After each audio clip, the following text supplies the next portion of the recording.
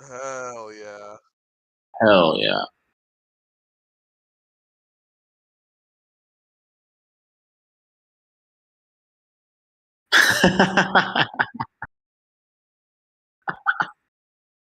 Does something make you funny?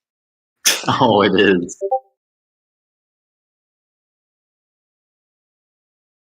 Florida man arrested after trying to cross Atlantic Ocean in hamster wheel vessel.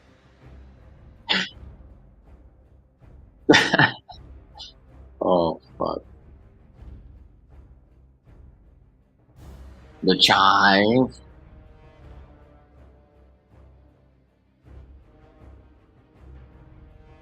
That was not good. I found it on Dig.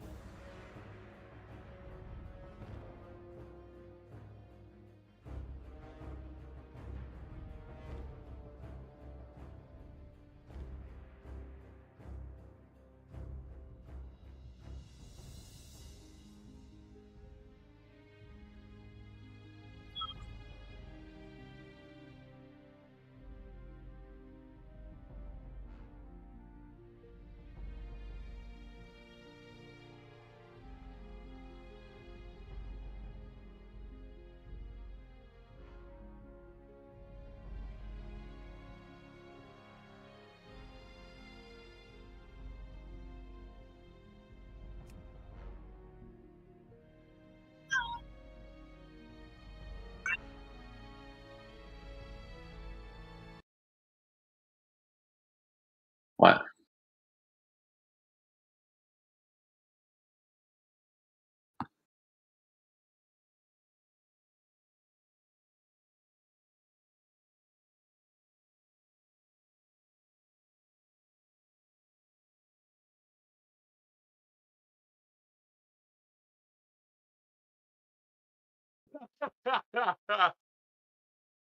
Gangster. Hamster wheel? Okay, what is that picture of Ron Jeremy? Who's that kid again? That's the kid from Terminator 2. Oh my god, they look like nightmares. What happened to him? All I'm saying is, don't leave your drink uncovered in that party. Fuck no. Who is drinking a Lagunitas IPA, so he's doing something right. I did see that. It's kind of crazy. And they got the fancy Pellegrino, so. Yeah, with a bunch of roofies in it. God damn, he looks he looks messed out. He looks like that fucker at that goddamn Stephen and Kayla's party at the house. Yeah, he does. Ow. Oh my god! Nay! Oh Wow, my. so hard. Oh my. This is a tough one. One in the middle's getting killed every time. We know that, but Uh, shut up.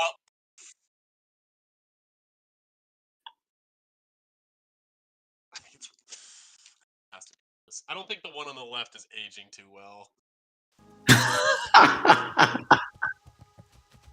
Yo, she go through the wall just once, but in 20 years, I don't think she ages well.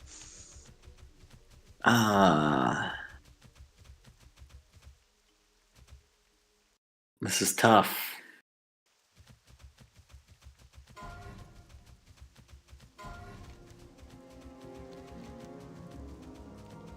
Nah, you guys are right. Fuck. Oh, you're not right, Nate. Don't grunt. God, it's about time we play this game.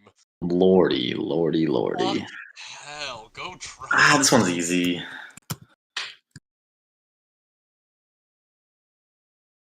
Dude, if you saw the chick on the right, her chest, you would change your mind. I know it. But Matt, that forehead is like from the Soviet Union. That's a Ah! He's going Just fuck. Tell me I'm wrong. No, I'm not. Fuck, this is so hard. Dude, that's a forehead that of somebody that you 4-7. Yeah, dude. Have to marry the one on the middle. Oh my god. Dude, her fake tits are literally perfect. Yeah. Those are so fake, it's not even, oh my god, daddy bought those. Daddy bought those like 2 years ago. Nah, I don't know about that. Dude, Those those are are just fake as fuck. Are you kidding me? primo. Dude, those are so unbelievably fake. Look at the shape. Look at the shape of them. They're not built like that with loose-fitting tops. That's fair. They're huge, bro. If they were that big and that real, they'd be a little saggier and not so perfectly shaped. Yeah, but still, they're big. Gravity's still gonna do its thing after 20 years. I have a big brain.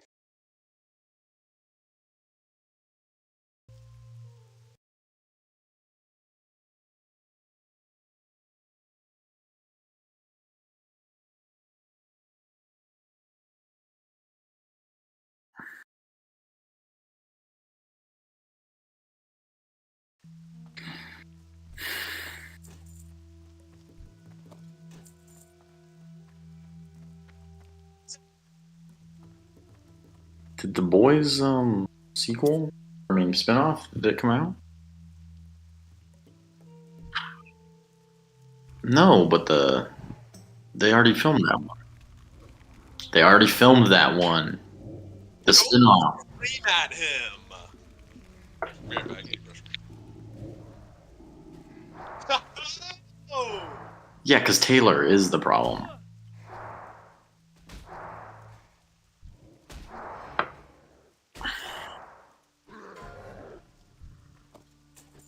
Yeah, six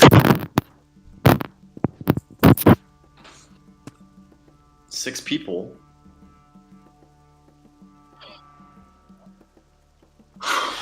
Gotta pump those numbers up.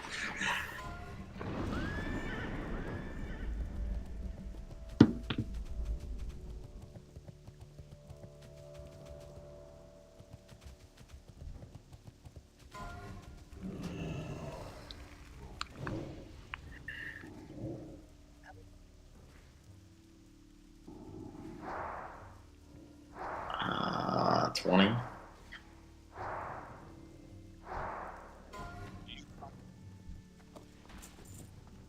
At some point.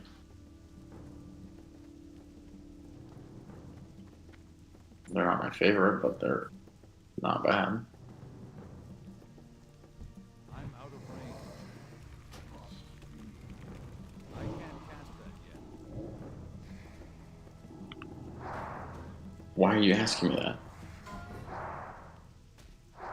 You're gonna bring oyster shooters tomorrow? What? Why are we talking about oyster shooters?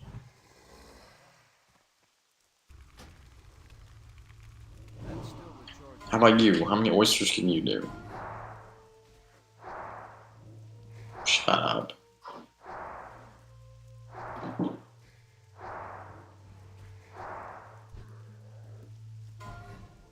What, a landitarian? It's too far away. Hmm? That spell isn't ready yet.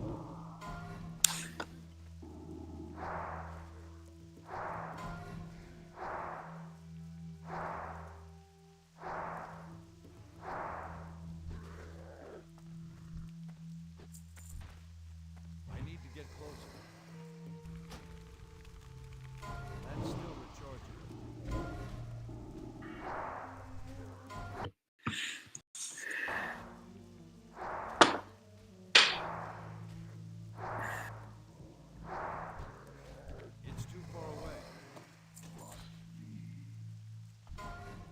Of course.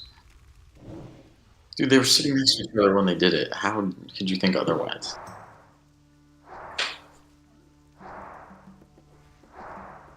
You know what he's gonna say too? He's gonna be like, "Yeah, we sat there and I told her every Nate's gonna take Ooga Ooga here, and then you guys did, ha ha ha ha."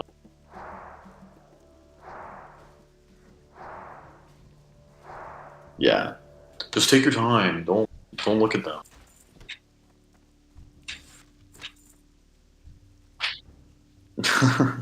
Because you know I'm right.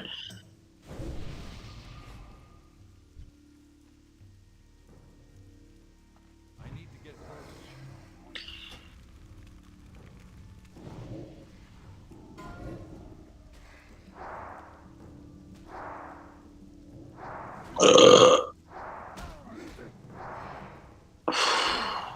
Smoke.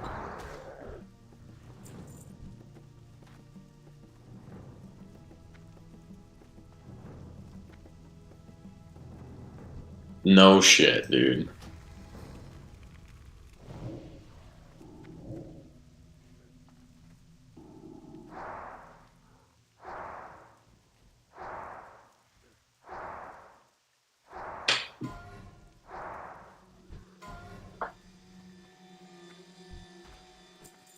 True. I'm out of range. I can't cast that yet.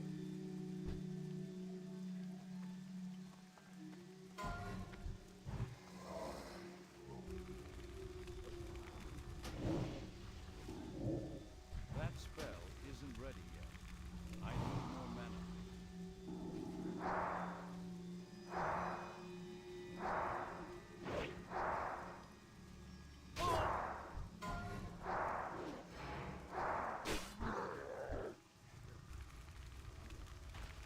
Not enough mana.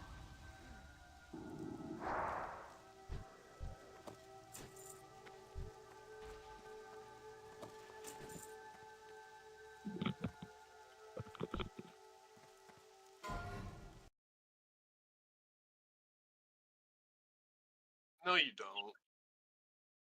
Hateful Eight? No, you need to, dude. You need to be watching Boba Fett so you can watch Mando. Dude, those clips that you posted in Discord were abominations. Have you not watched it, Matt? No, because I'm not autistic, because I know how bad it was, and it looks worse than I could have imagined.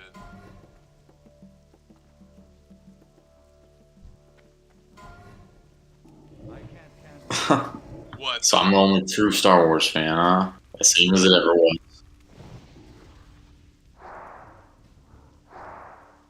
Yeah, it's bad. Riding like a Harley Davidson. Oh, it's really, they're Vespas, and there's like 6 of them. It's bad. The black guy doing the 360 with the eye patch. Why is he wearing a suit? That looks like something from the Matrix. The worst part is those people are supposed to be a gang. They're like a cyber gang that lives in Tatooine. Because that makes sense that you would dress like cyberpunk emos in the desert. God, it's bad. Yeah, it's pretty bad. It's not just bad, Jordan. It's horrific. I will say the Leica Bantha meme is pretty good. Like a bantha, right? Like a bantha. that spell isn't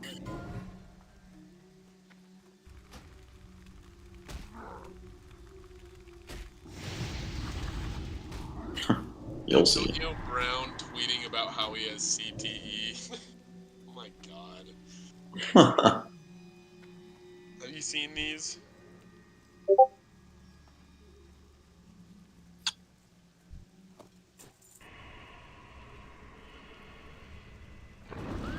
And then, like, 2 days ago, he posted a video of, like, some chick licking his fingers. He was like, she's doing this because I have CTE.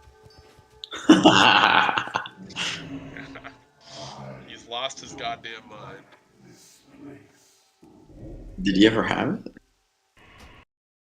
Yeah, of course he has it. No, his mind. Oh. Yeah, he was at one point, like, at least a little well spoken.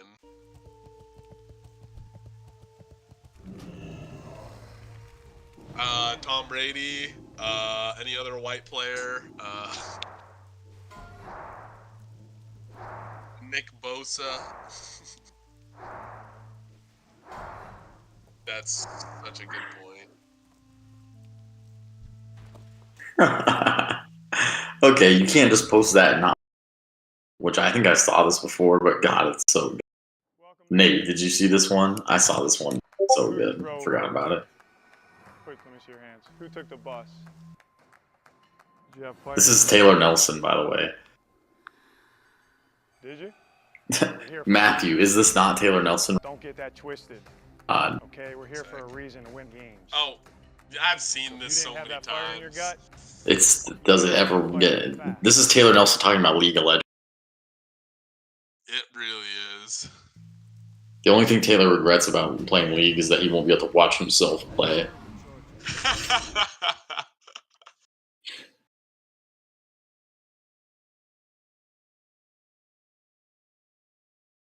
Wanna know what my favorite is? What? The fact that Pat is now forklift certified. Oh my god, that's so hot. Yeah.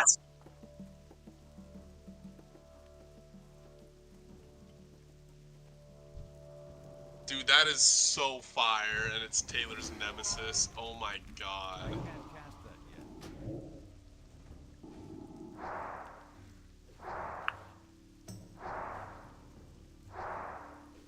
Dude, it takes just the power out of all of his jokes about it. It's so good.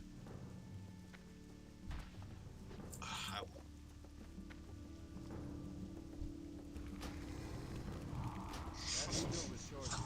That spell. Pat has a isn't ready. huge cock, too, so.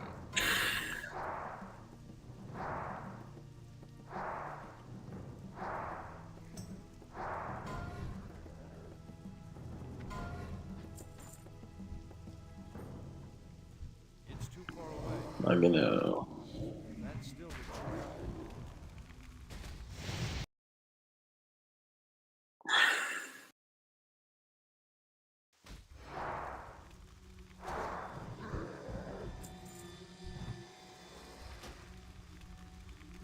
I can't cast that yet.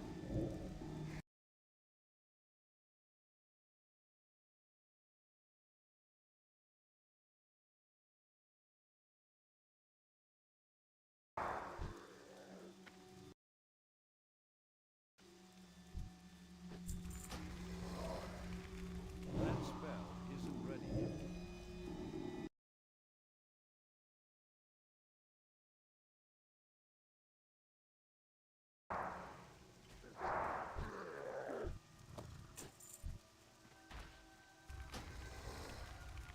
I can't cast that yet.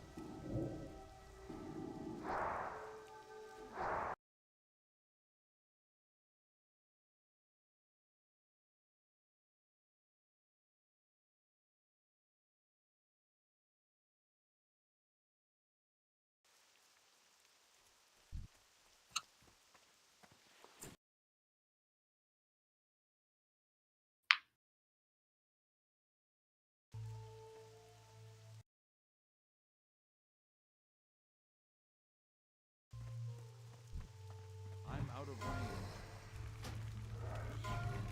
That's still recharging. That spell isn't ready yet.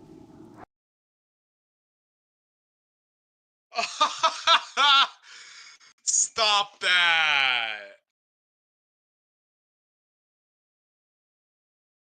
The Dragon Master?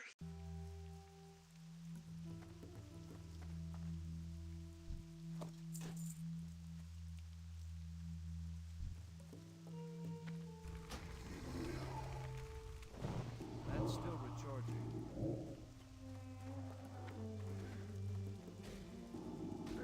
True. LaShawn McCoy.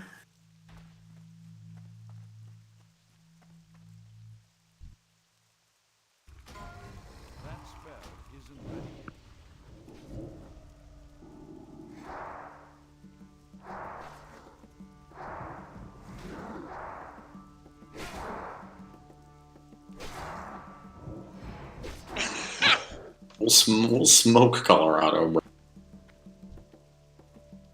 You heard it here first. Smoke them.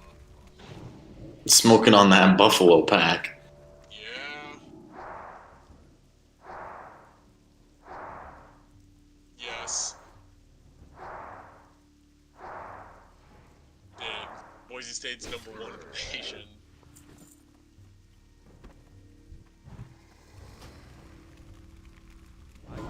Boise State's #1 in your heart.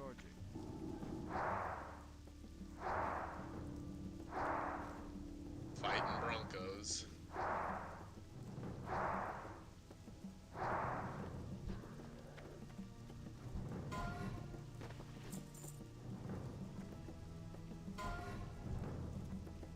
Feed them. Roar.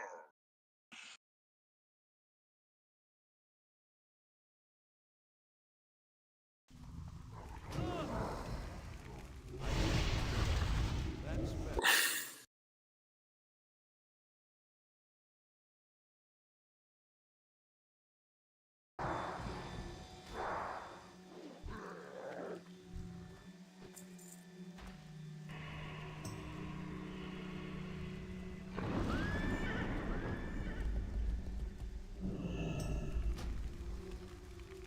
I can't cast that yet.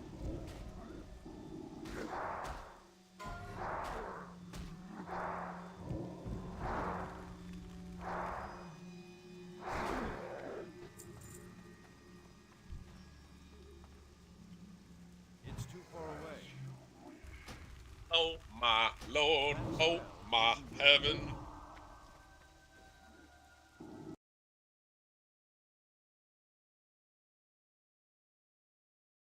Boring.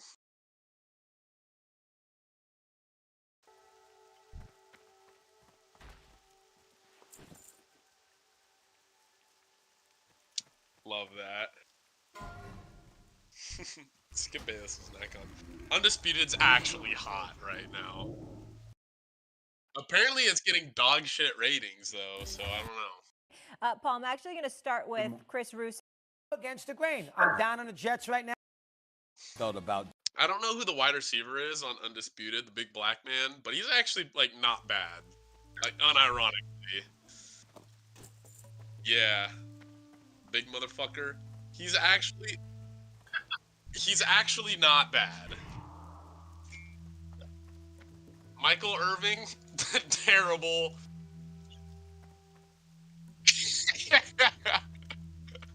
He does.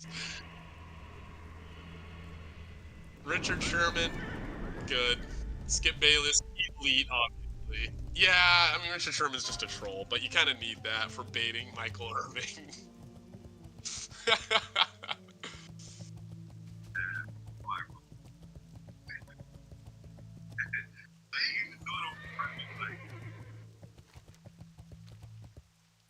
What?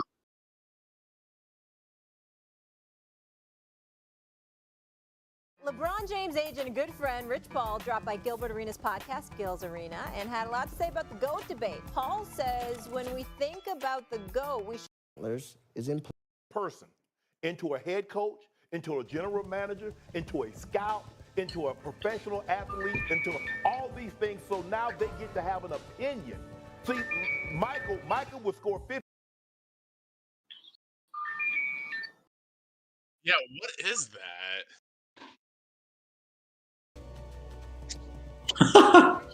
It's for fairies. You got my attention. It wasn't a ringtone, bro. Watch, get her back. Vibrator. It was a TikTok. Oh, don't admit that.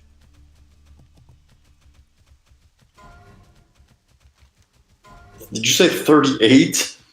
Well, yeah, you are 38.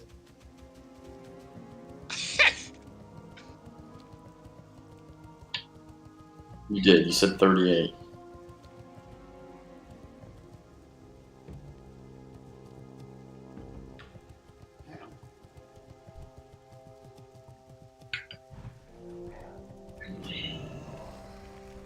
Dude, I can't wait till Preston Walker's back and hanging out with us.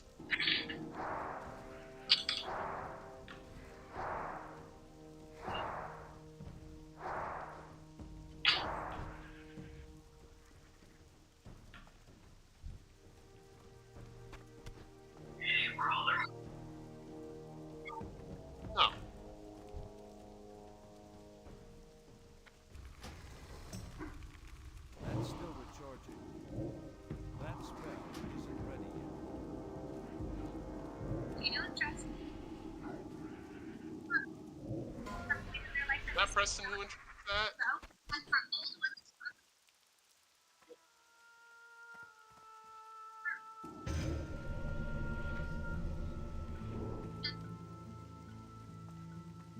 Yeah, and I wanted to bet actually on the Lions to cover the spread. So, thanks for the heads up you were going, man. That was really nice of you.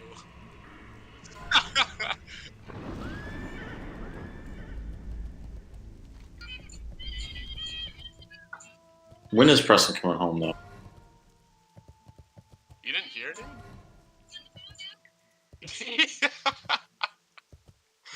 Got caught in a fire. That's not even funny.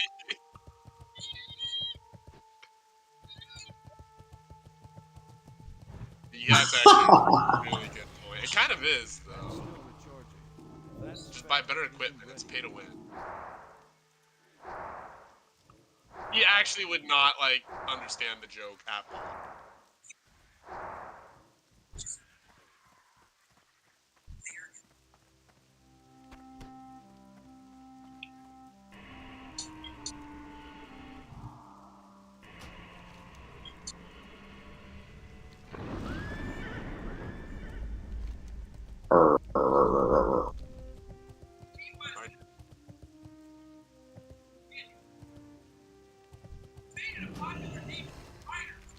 I can't cast that yet.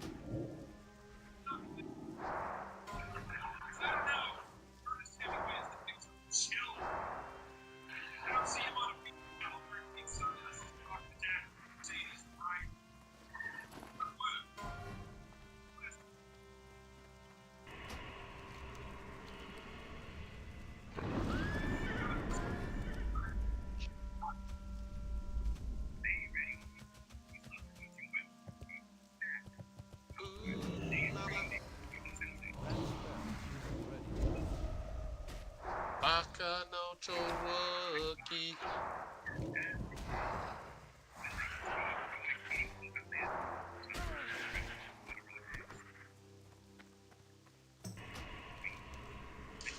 No, it's Baka Baka Baka. Chaka, chaka, chaka, chaka. Ah. Yeah, no. Not allowing him to have it, huh? Veto.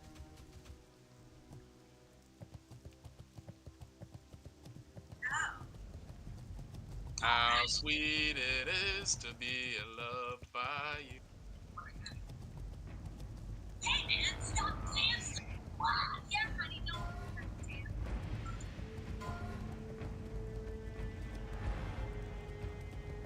Lord wishes.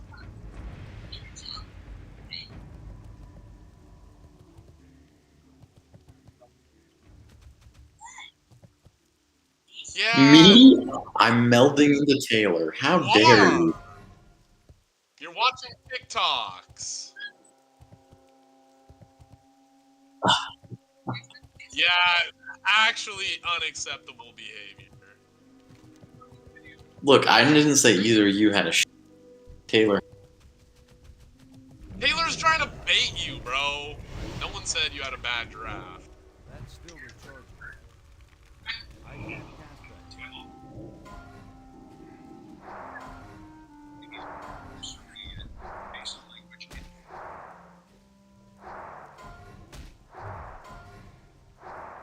I don't practice. Oh my god.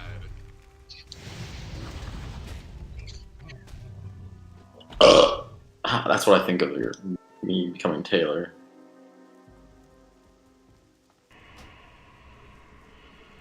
It's been a hot minute since I've done it. Mission Impossible. I hate that movie. Starring his favorite actor.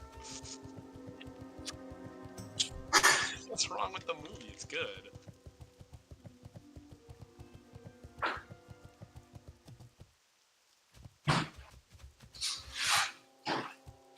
I despise that movie, in fact.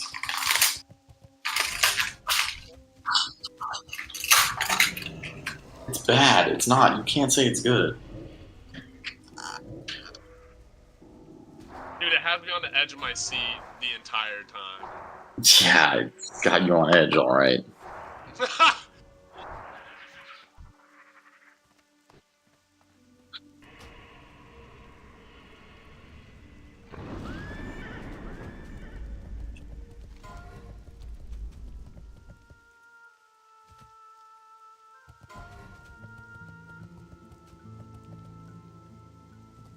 Nick Cooper never responded to my text when I asked if he was coming tomorrow. Kind of rude. He probably, well, I don't know. I would say he probably will because he's got to fly out on Friday. Where does he think he's going now? I forget. Somewhere. Is it Europe already? I don't think so.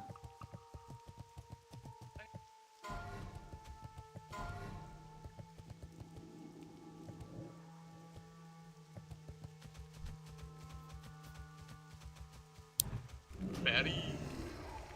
That's still recharging.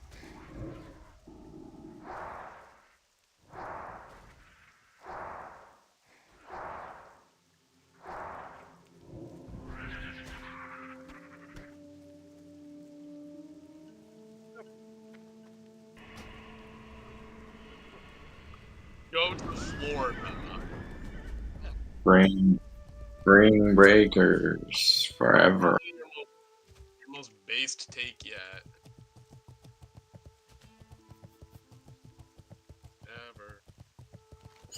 Can we just watch that movie again?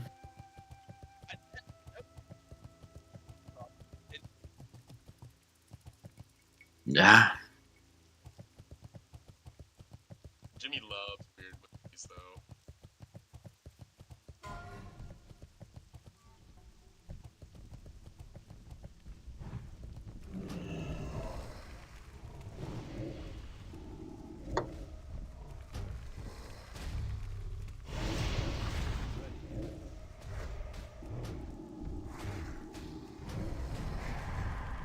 That's still recharging. That spell isn't ready yet.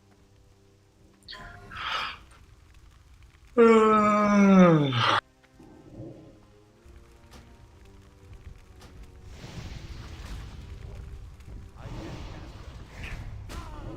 That's still recharging. My mana is low.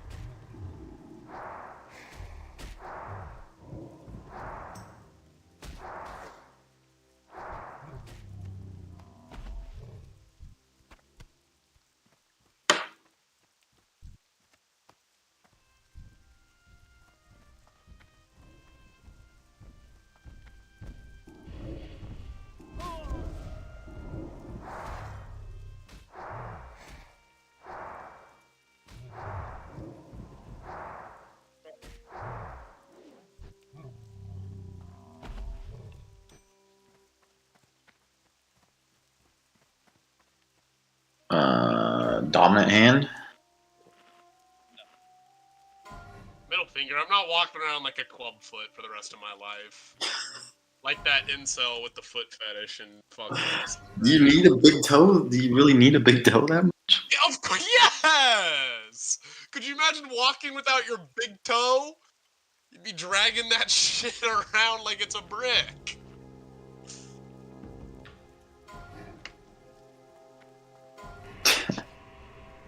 You won't be able to flip me off. I have two hands.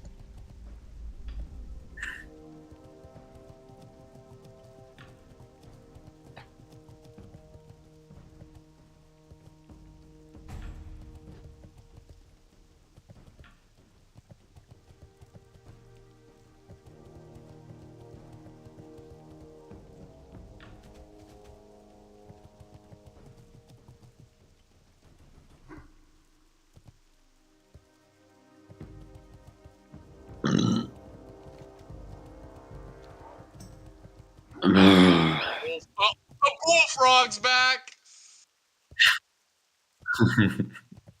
Everything. Fuck. French fries. Milkshake. tacos, pizza.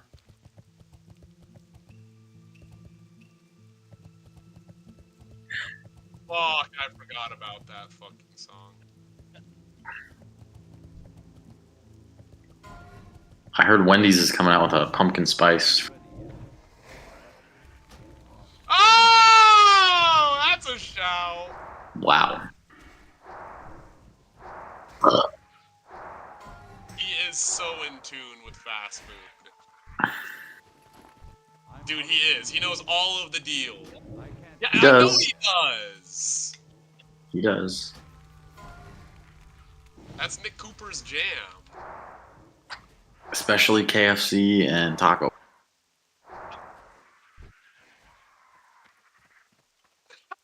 What He really does eat out way too much. I don't know. For someone that takes their diet very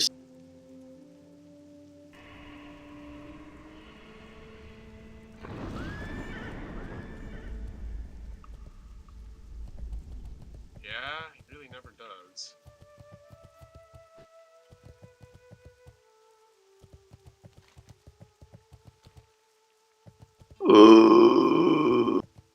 Bro, Jared Kelnick tonight? Yari yari. I can't cast it yet. 5 at bats, 3 home runs, or 3 hits, 2 runs, 2 runs, 3 hits. What do you mean?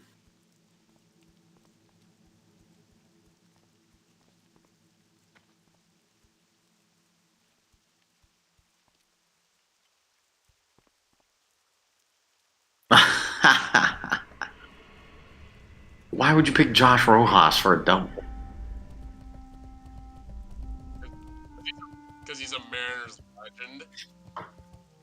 Yeah, don't pick the fucking fringe guys. Always pick the friend. That's where the money is.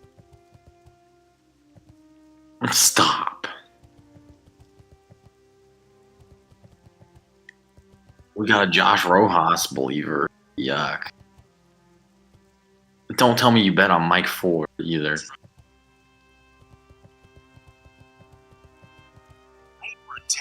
No, I'm a simp for my boy Jose.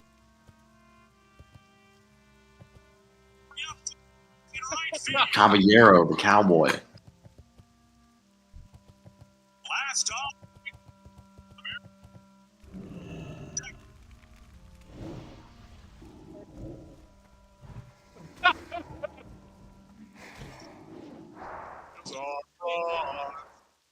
I do like Abraham Toro.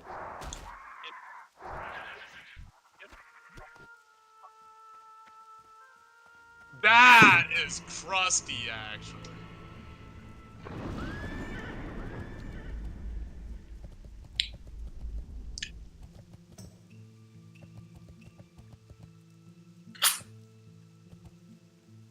Rule number 1.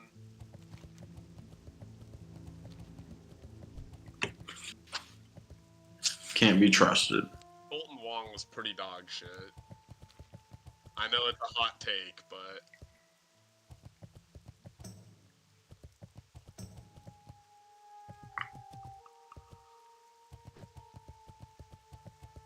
how sweet it is to be loved by you.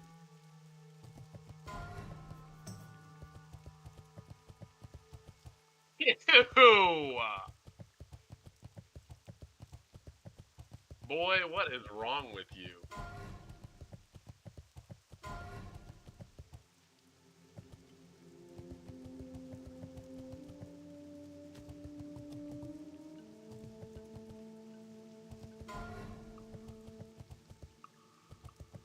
What the fuck?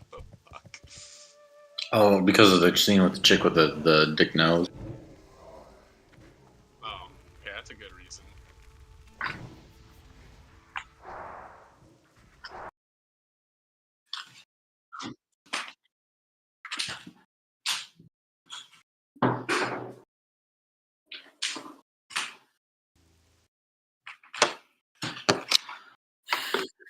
That's the blonde lady with the lovely coat.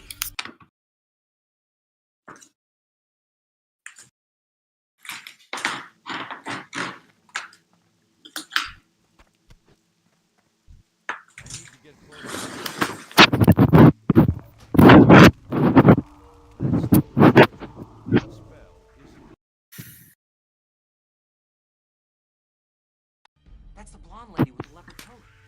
This must be the killer.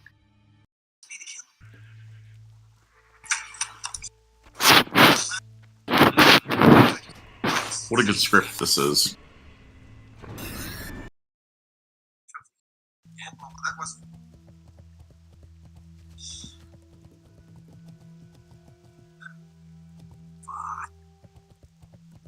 Shh. I hear something. I think the building is squeaking. It's a bird.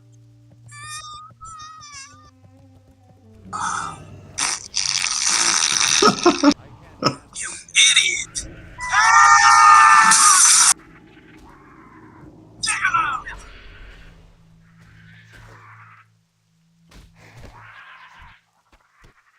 Peak cinema.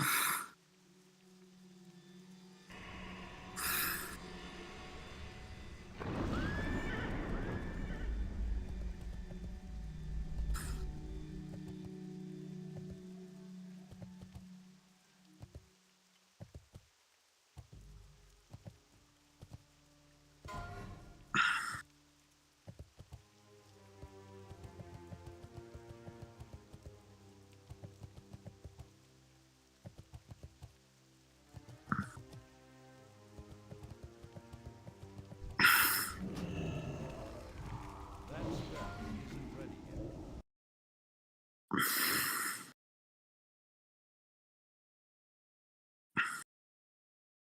Wow.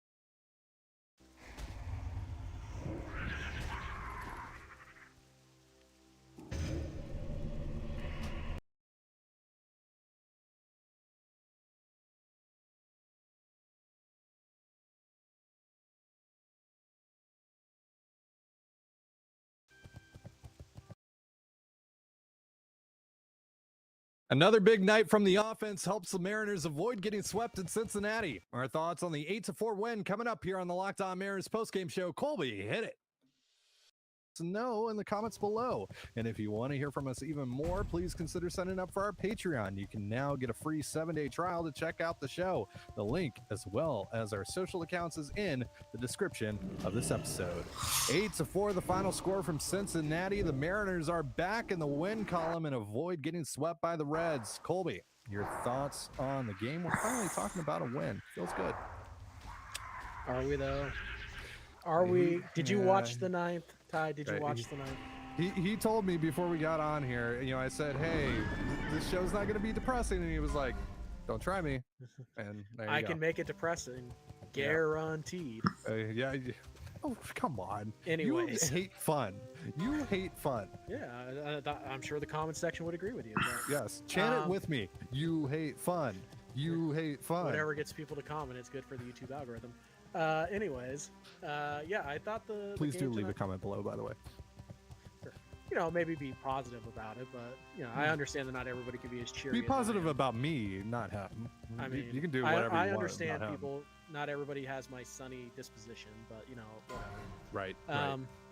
Yeah, kind of it was a good night for the offense. There's no doubt about that. You put up 8 runs, it's a good night. It doesn't matter how you do it. You put up 8. And you kind of did it a little bit differently today, though, because Julio Rodriguez with a big fat offer, he did not carry the offense tonight, which is a nice little twist to show that you want Julio to carry. Like last night was fun, but you'd rather have 0 for 5 and the Mariners win than 3 for 4 with 2 homers and the Mariners lose. And the way that the Mariners were able to do that today without any kind of without any contribution really from Julio is Cal Raleigh went 3 for 4, walked, he reached base 4 times. Teoscar Hernandez reached base 3 times. Eugenio had a couple of hits today after his first mostly day off the other day, which is good to see. And then you got some Ty France is probably the star of this game, which is fantastic to see because as much as we may rag on Ty France, and don't get me wrong, I still don't think he should be on this roster next year, and I still think the Mariners should look to do better. He was huge tonight. He had a big 10-pitch walk that came right before the Mike Ford 2-run homer to kind of kick off the scoring. He had a big RBI double, and then he added an RBI single. Are you? For a little bit of extra insurance run there in the what was that, the 7th? So Yeah, Ty France, kind of carried. You had 4 Mariners and multiple hits tonight. You have Raleigh, Teoscar, Gino, and France, and that's how it's supposed to look. And then you get a little bit from everybody else. Rojas drew a walk, scored a run. JP Croft, Rojas is at bat, by the way, very good at bat. Yep. So that was good to see because his at bats recently have been a little suspect, but that was a good one. JP Crawford, a big 3-run homer. He's at 15 home runs now, which is just insane. Outside shot at 20. As I mentioned before, Mike Ford with a big 2-run homer. So today, your all-stars carried you, but it wasn't your superstar. And that's good to see that Julio can have an offer and the rest of the guys just pick him up and continue to because for a while there, even when the offense was going good, it felt like it was the Julio and Teoscar show. And then whatever you were getting from everybody else was a bonus. Well, today was the opposite. And Matt. he's still doing his thing. I mean, How funny will it be if Texas Tech beats his Oregon? numbers are basically what they were last year. Oh, Yeah, God, first that'd be inning, embarrassing he for extends Oregon. his hitting streak to 15 games, which ties a career high for him. So he's A brother can continuing to stay dream. hot. It wasn't just the month of August, Brother and obviously, can. flipping the calendar doesn't automatically make you suck all of a sudden. But Tell that this to team, the Mariners road trip, but sure. yeah. The Mariners have hit a little bit of a brick wall as of late, but Directly on September 1. So yeah, very whatever. weird, very weird, very. I'm not weird, going to the game but, this At weekend. least that hasn't. Tulsa? I don't need to struggles do that. haven't come for Teo. He's been fantastic at the plate. I gotta pick up a couch. I I did tell you.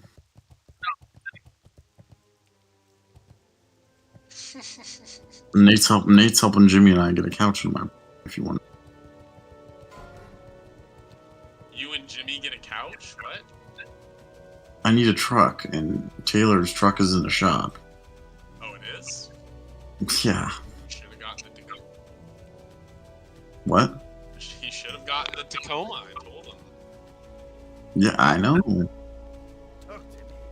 Be good. Watch your back. Be good. Is he getting the door fixed from when I kicked it in?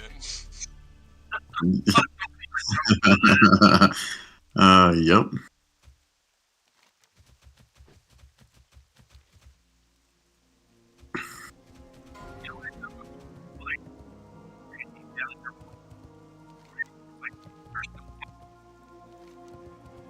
Oh, fucking give me a break. You guys are fucking. First of all, park at Northgate and just take the light rail, but whatever. So Matt parked there. He had no problem. Didn't have a problem.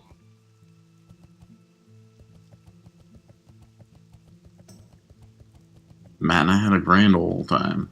Yeah, we did. Fantastic time.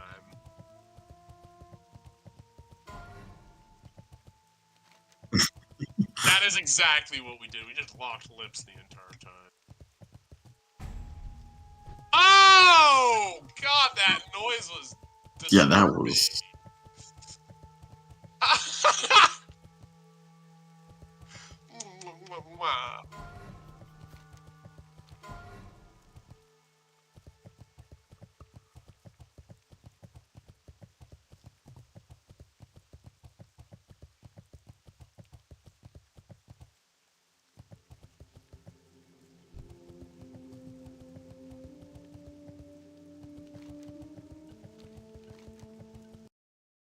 I don't know if you saw this, Ty. Do you know that Cal Raleigh is a 4-win player right now? Yeah. You know JP Crawford's probably going to finish as a 5-win player on B Yeah, War? yeah. I saw today he's the first Mariners shortstop to secure 4.5 wins since A-Rod in what 2000? 2000, yeah. Yeah. I mean, not a ton of stiff competition there. It's basically Guillen and Do Betancourt. not disrespect Kirk University. Herbstreit. Here are my top 10 performing players of week one. I just think at the And Brendan Street Ryan. is actually senile. I mean, Brendan This is was- actually gross. but, This list is gross, even though Michael yeah, Penix is I mean, on it. So is Jack Wilson. But Tied for number one: Shadur Sanders, Travis Hunter, Dylan Edwards. What a fucking simp. Oh my Yeah. god. Dude, the Colorado Number- hype is actually out of control. I can't It wait to is. lose to Nebraska.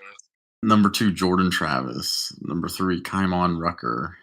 Number 4, Michael Penix Jr. Number 5, Laitu Latu. Number 6, Drew Alar. Number 7, Tyler Nubbin. Yeah.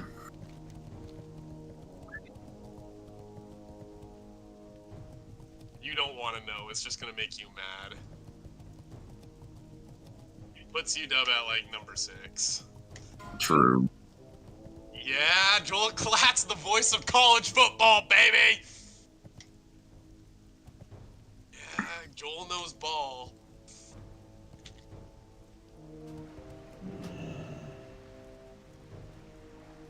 I know we.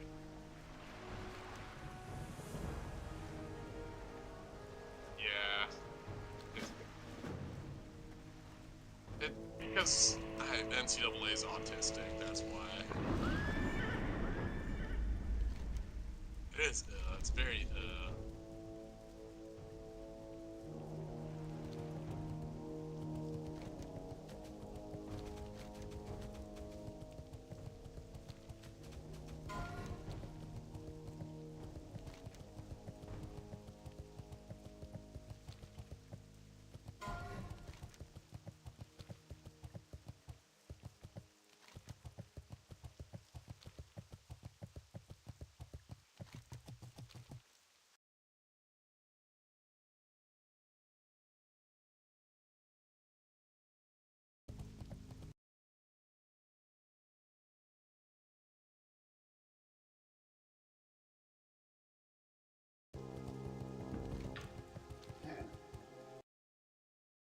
it's so fucked.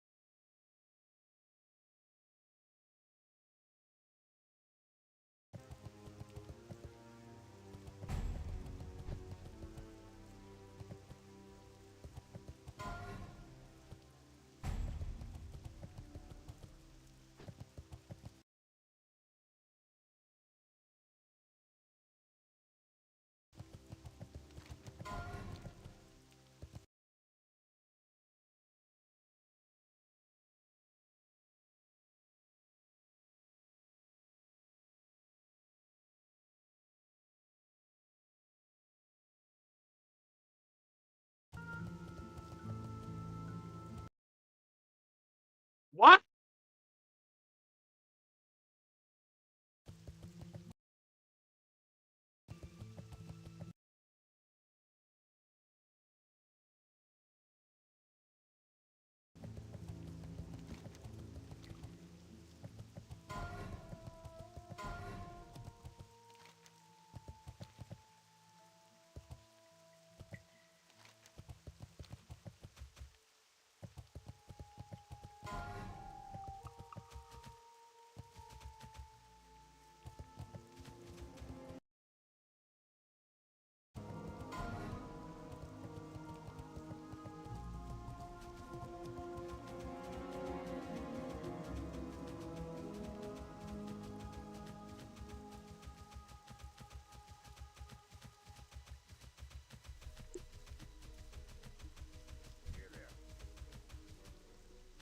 What's on your mind?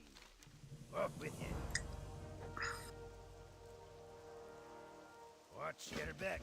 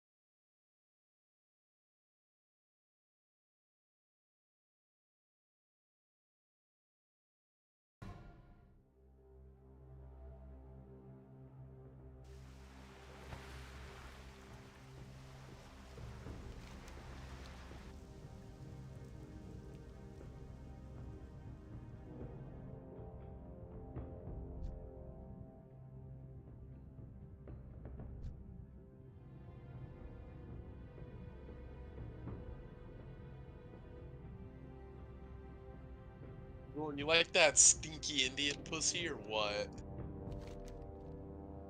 What? Where the fuck did that come from? It did come straight from the heart. Dude, I haven't had Indian food in a long time. That sounds good. Some spicy curry, some garlic naan. Oh, yes, I can.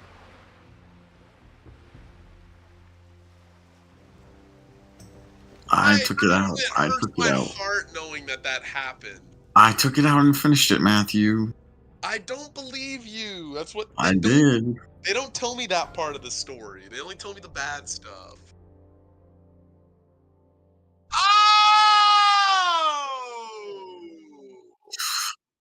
I waited a little bit and I went back and finished it, and it was noodles from the Thai restaurant, not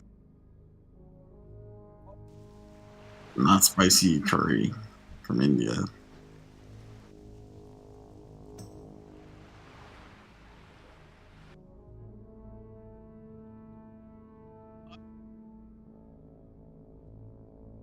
Stop! That's not funny to joke about. No! Don't actually leave me. It's too far away. Don't leave. Fucking dude. Ugh, my dick feels like corn.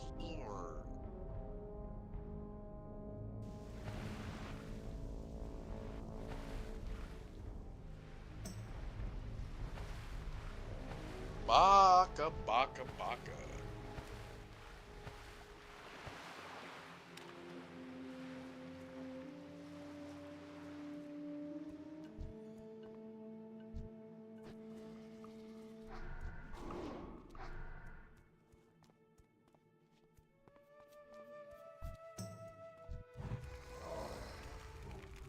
That's still recharging. I can't cast that yet.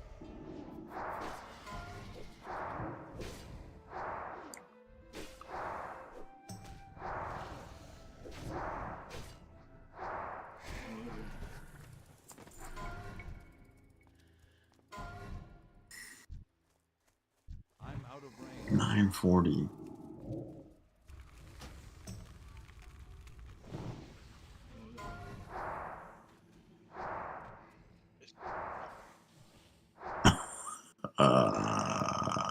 Yes. Private time. 9:40 to 2 a.m. every day. Oh! Or. I need to get closer. That spell isn't ready yet. Yeah, what?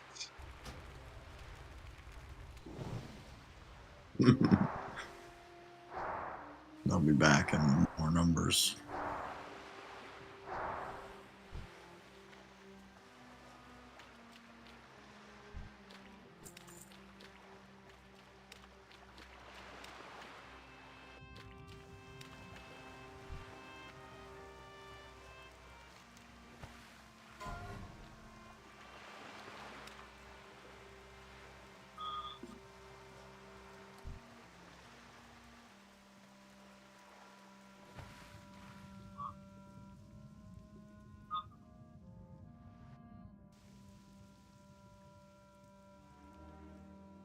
Jenna Ortega in a Spider-Man suit? Oh my god.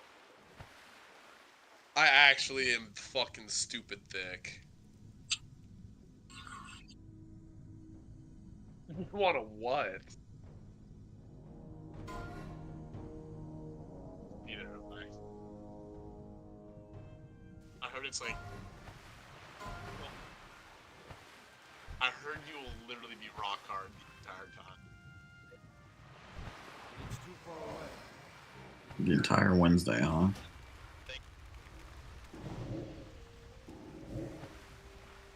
I literally always have erections. I literally chew like 8 packs of Blue Chew, then get on the public bus Yes. I can't cast that yet. That's still recharging.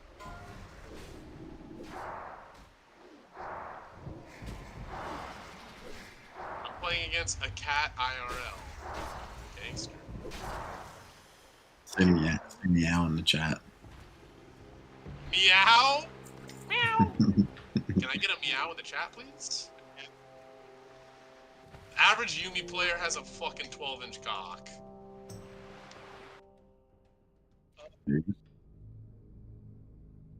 It's not up for debate. It is simply not up for debate. I'm out of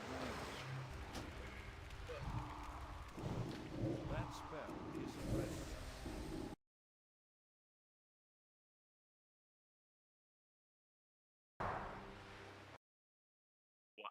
What?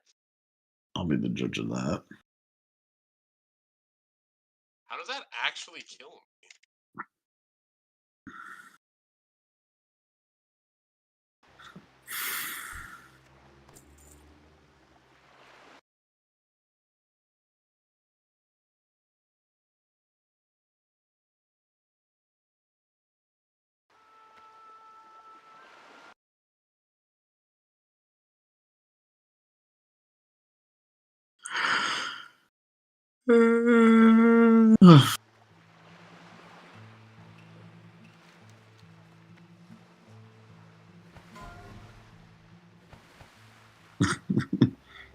Fucker.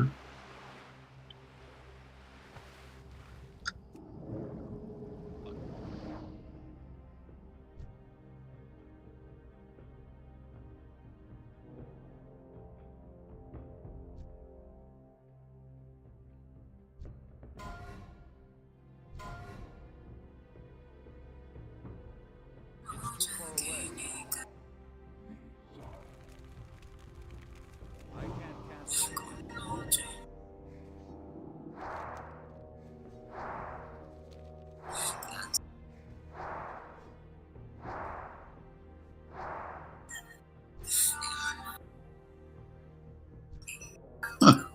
Okay, this is actually based.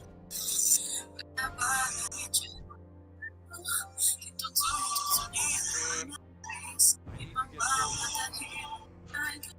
Why start this there, man? That spell isn't ready yet.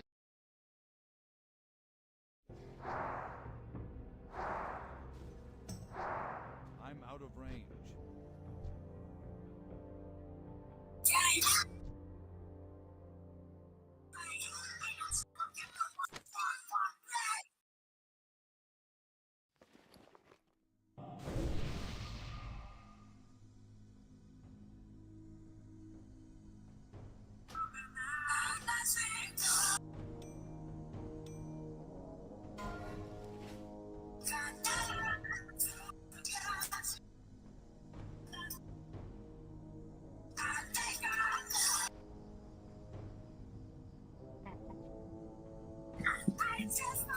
I turned it down.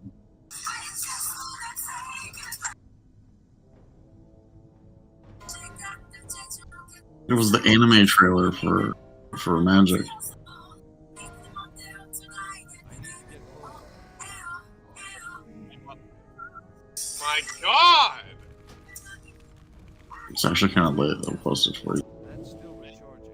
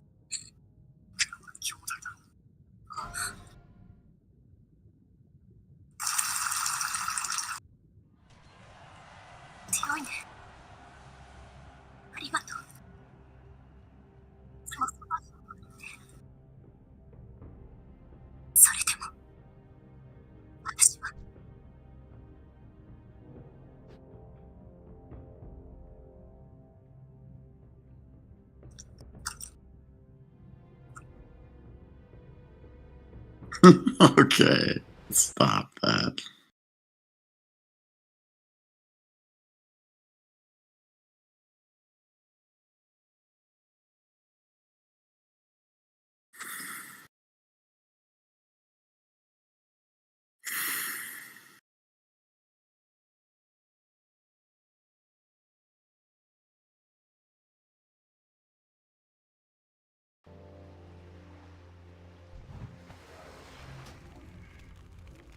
That spell isn't ready.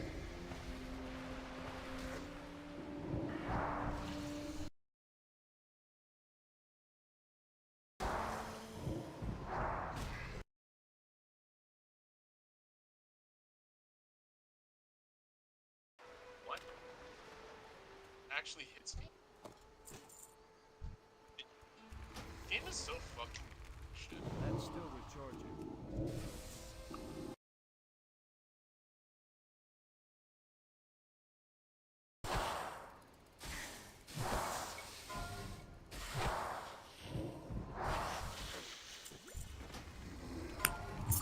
That spell isn't ready.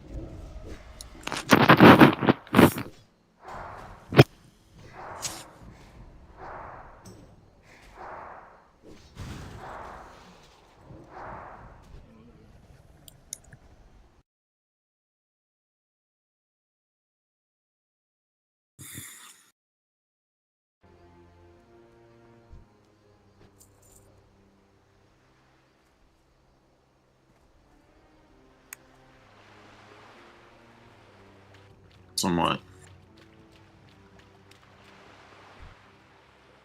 Can I get some RESPECT?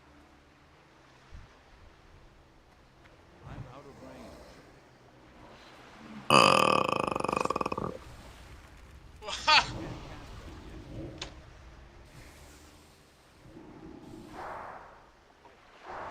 What?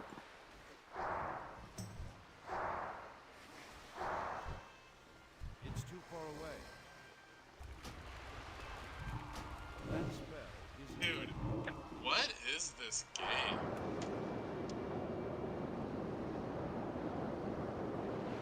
She misses everything and still does 1,000 damage to me. Nothing.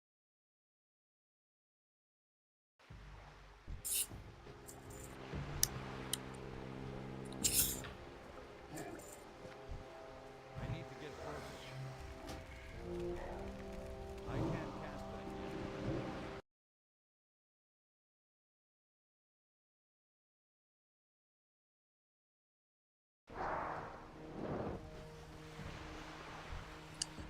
Do do do do do do do. That's still recharging. That spell isn't ready.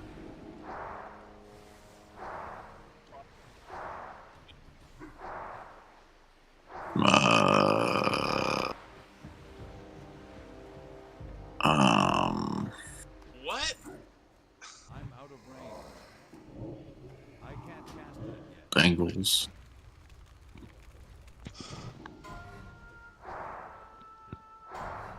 It's too far away.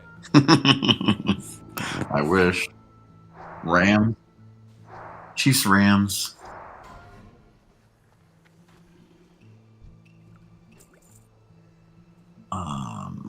Who's before the Rams? Wasn't it the Chiefs again? Chiefs have won twice in the last 5 years. That's for sure.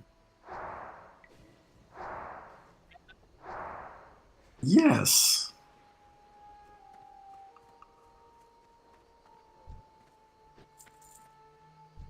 Mahomes. Oh yeah, Tommy boy. But then before that, it was the Chiefs. Bro, Patrick Mahomes has 2 rings, and yes, I'm positive. And then before that would have been the fucking Patriots. And then before that would have been the Eagles. Dragon. Nick Foles. Check it. I need to get closer. That's still recharging. Haven't. The Jaguars haven't. The Titans haven't. Positive.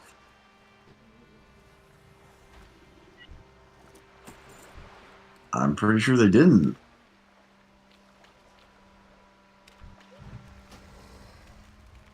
I can't cast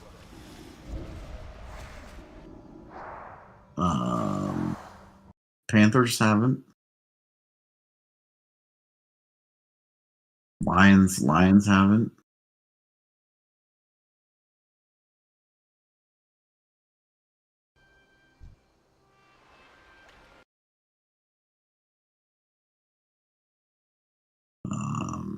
Is there more? Well, okay, let me think. Commanders have. Cowboys have. Giants have. So that division's done. Seahawks have. Niners have. Cardinals have. Right? Yeah. They have one from like 1950 too. Browns haven't.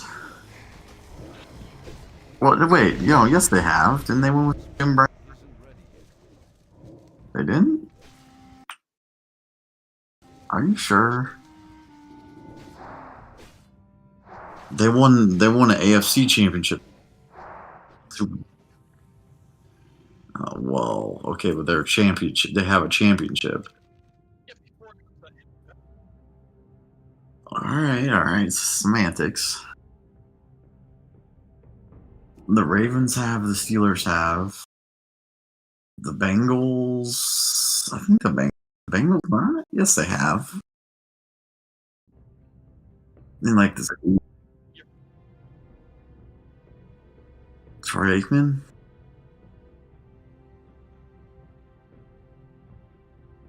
With the Bengals? Collinsworth?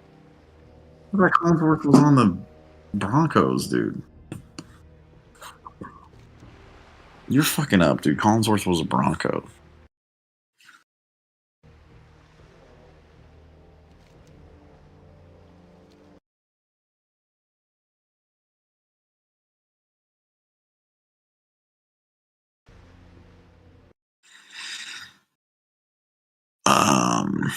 Tampa has. New Orleans has. The Panthers have. I already said.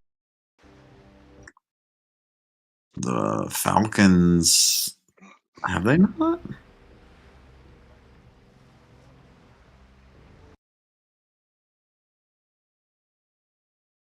Interesting.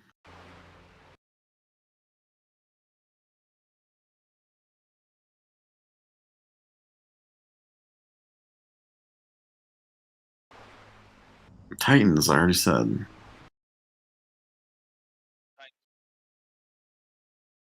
No, they did not. The Titans have not won a Super Bowl, asshole.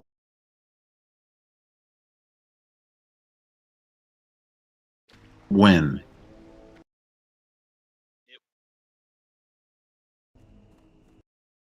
Yeah, fuck you. Oh my lord.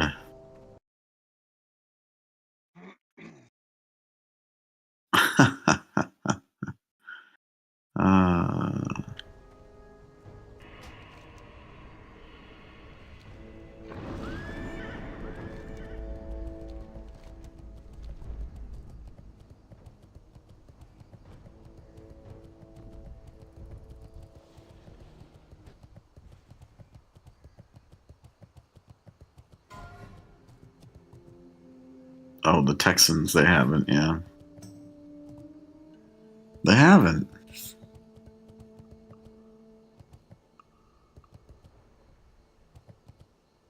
That's gotta be the only one. Who else is left? Huh?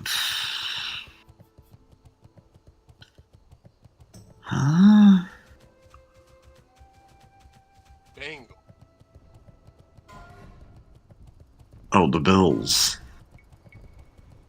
That's not fair.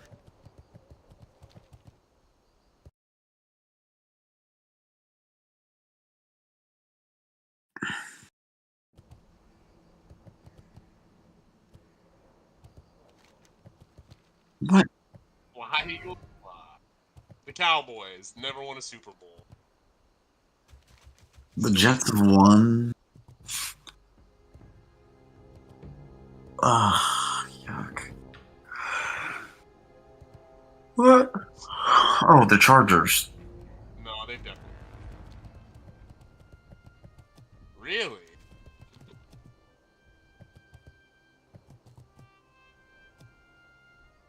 The NFL's kind of sussy.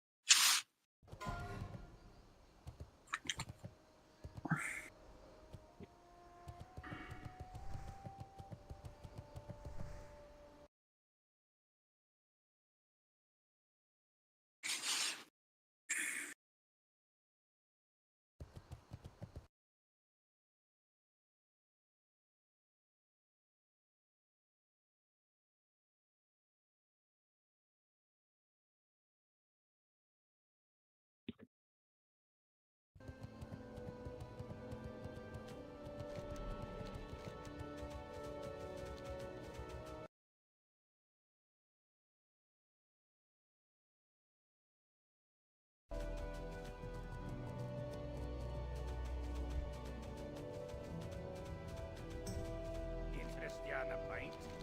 Off with you. Very good.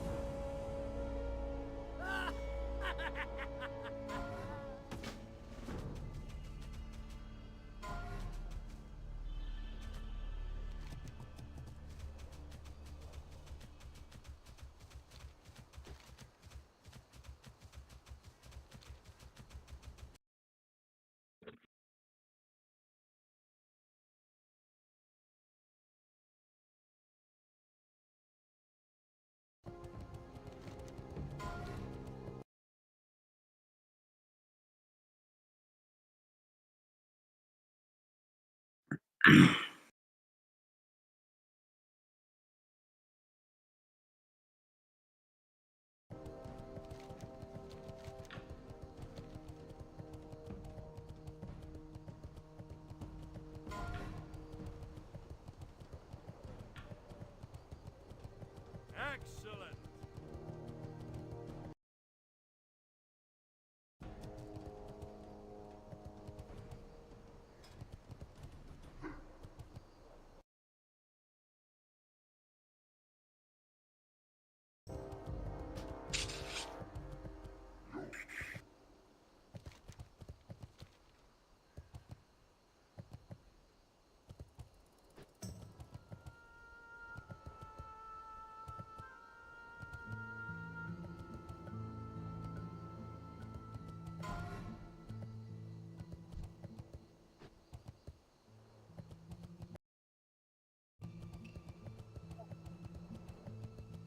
True.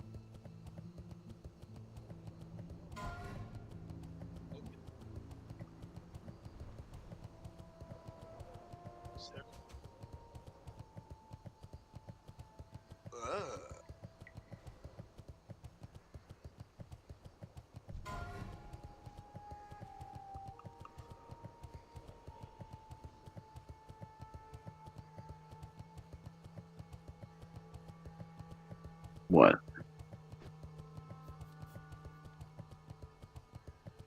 Halloween Town? Yeah.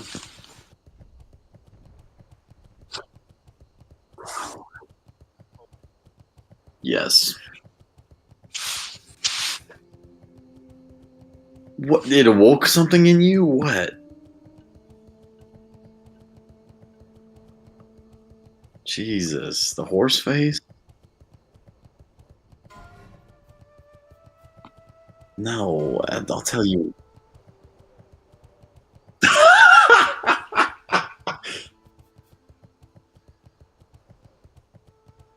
If you If you would have said Lindsay Lohan, I could have been with you.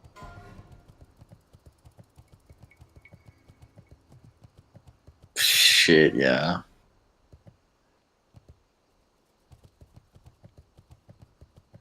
Oh yeah, because Herbie Fully Loaded, you know exactly what I'm talking.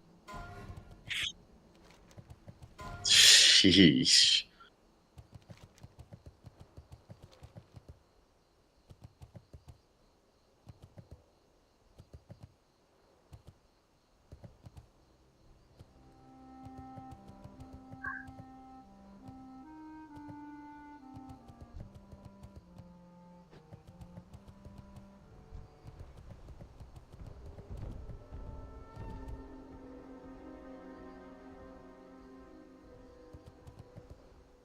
Holy, Whoa. this is assault.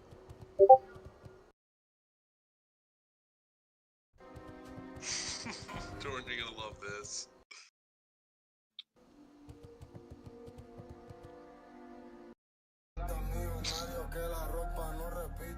Faltame el respeto y te meto. Porque lo que ustedes crean y quieran, se puede lograr. That little goblin? It's Colin Kaepernick.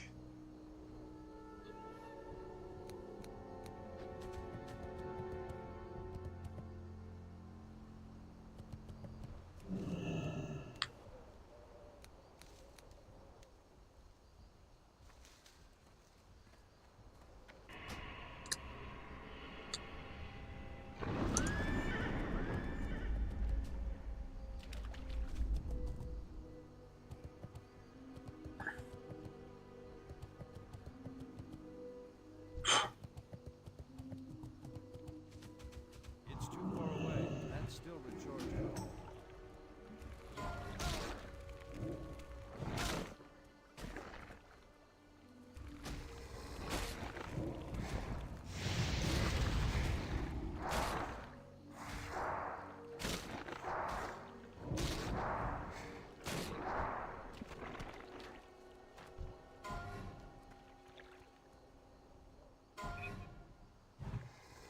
I can't cast that yet.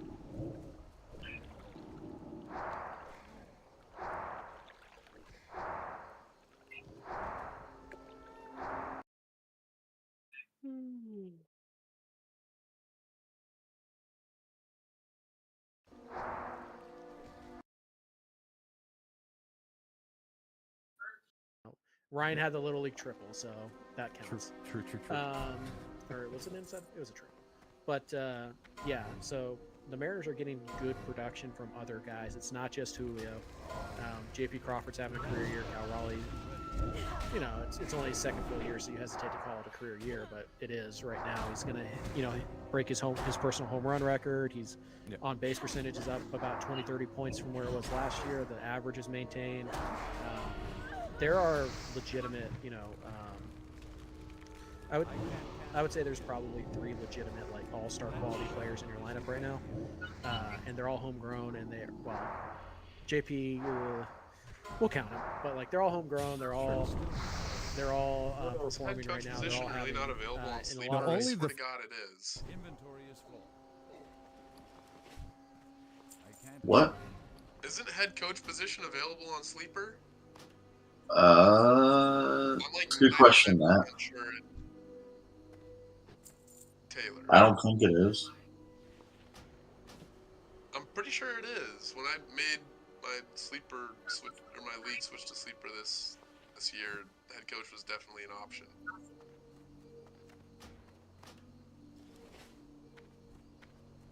What? I'm like 99% sure. I don't think so, Chief. It didn't pass a vote anyway.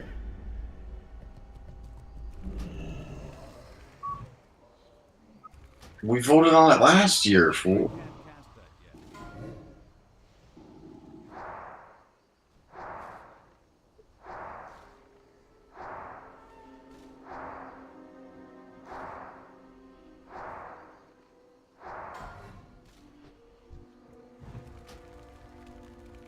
That spell isn't ready yet.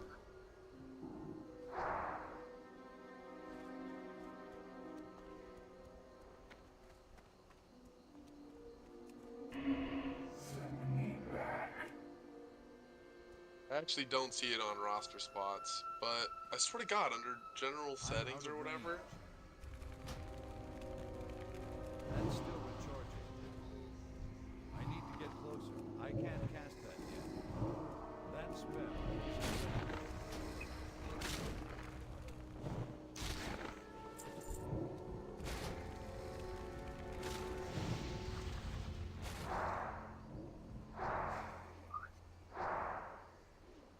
That seems so weird that you wouldn't be able to have a head coach on Sleeper.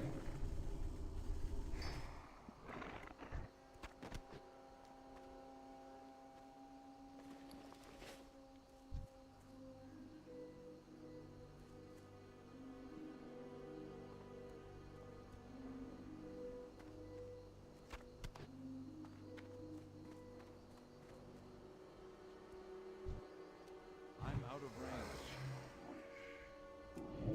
That's still recharging. I know. Sleeper?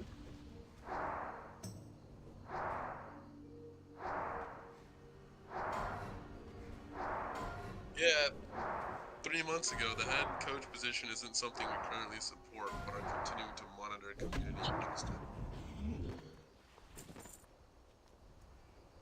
Why would they just not have it? Like, what? That spell. That's so bizarre.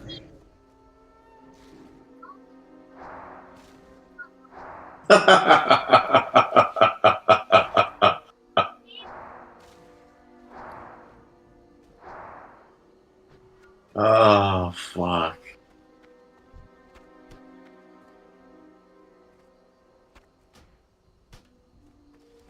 I do. And I'm tired of pretending it's not.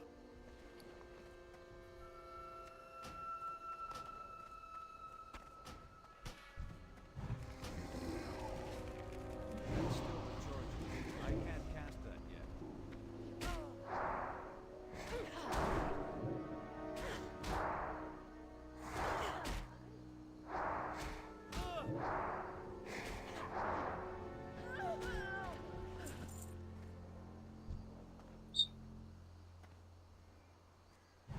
That spell isn't ready yet. I can't cast that yet.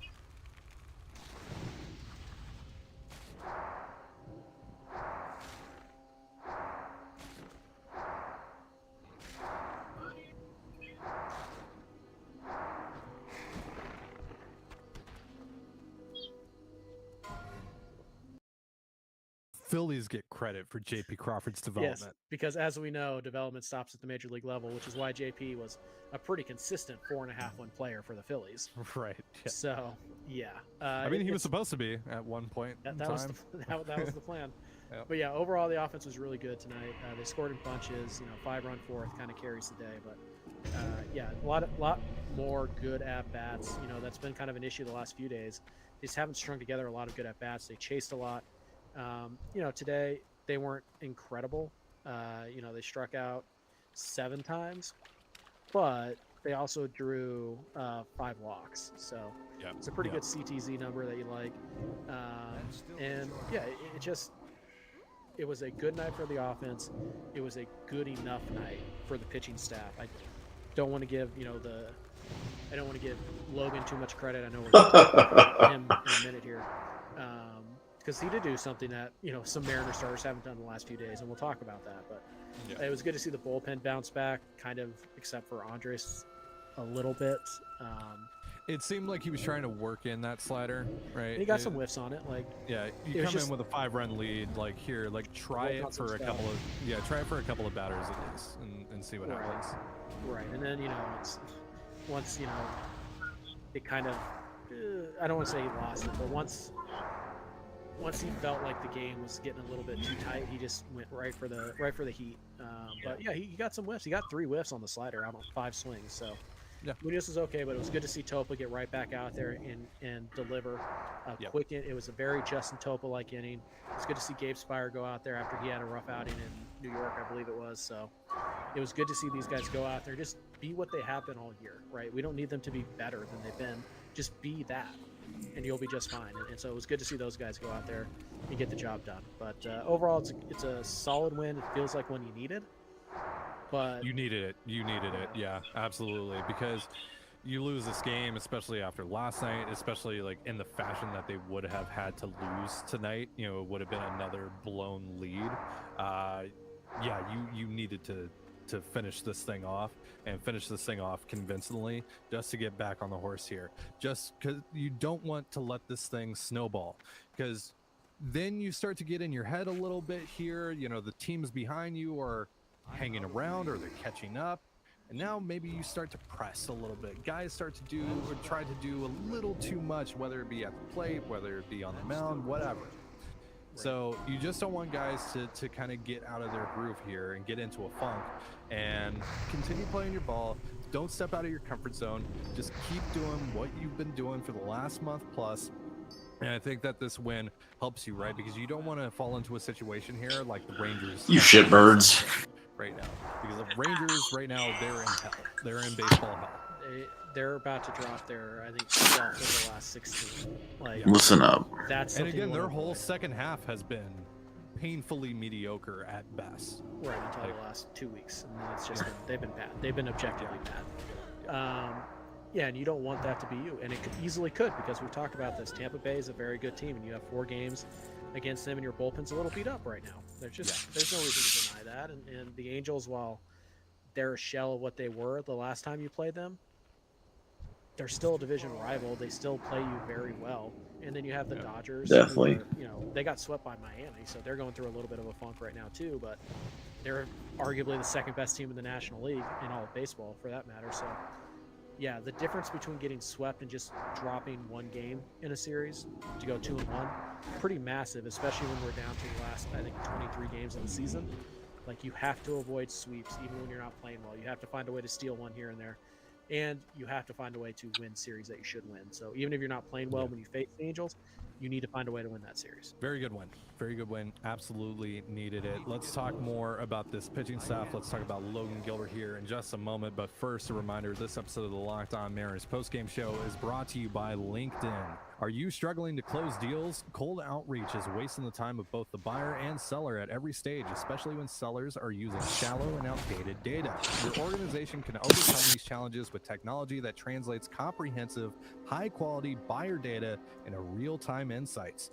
These deeper insights empower sales reps and teams to adopt habits of top performers, which leads to better outcomes like more pipeline, higher win rates, and larger deals. We call this deep sales, and we built the first deep sales platform with the next generation of LinkedIn Sales Navigator.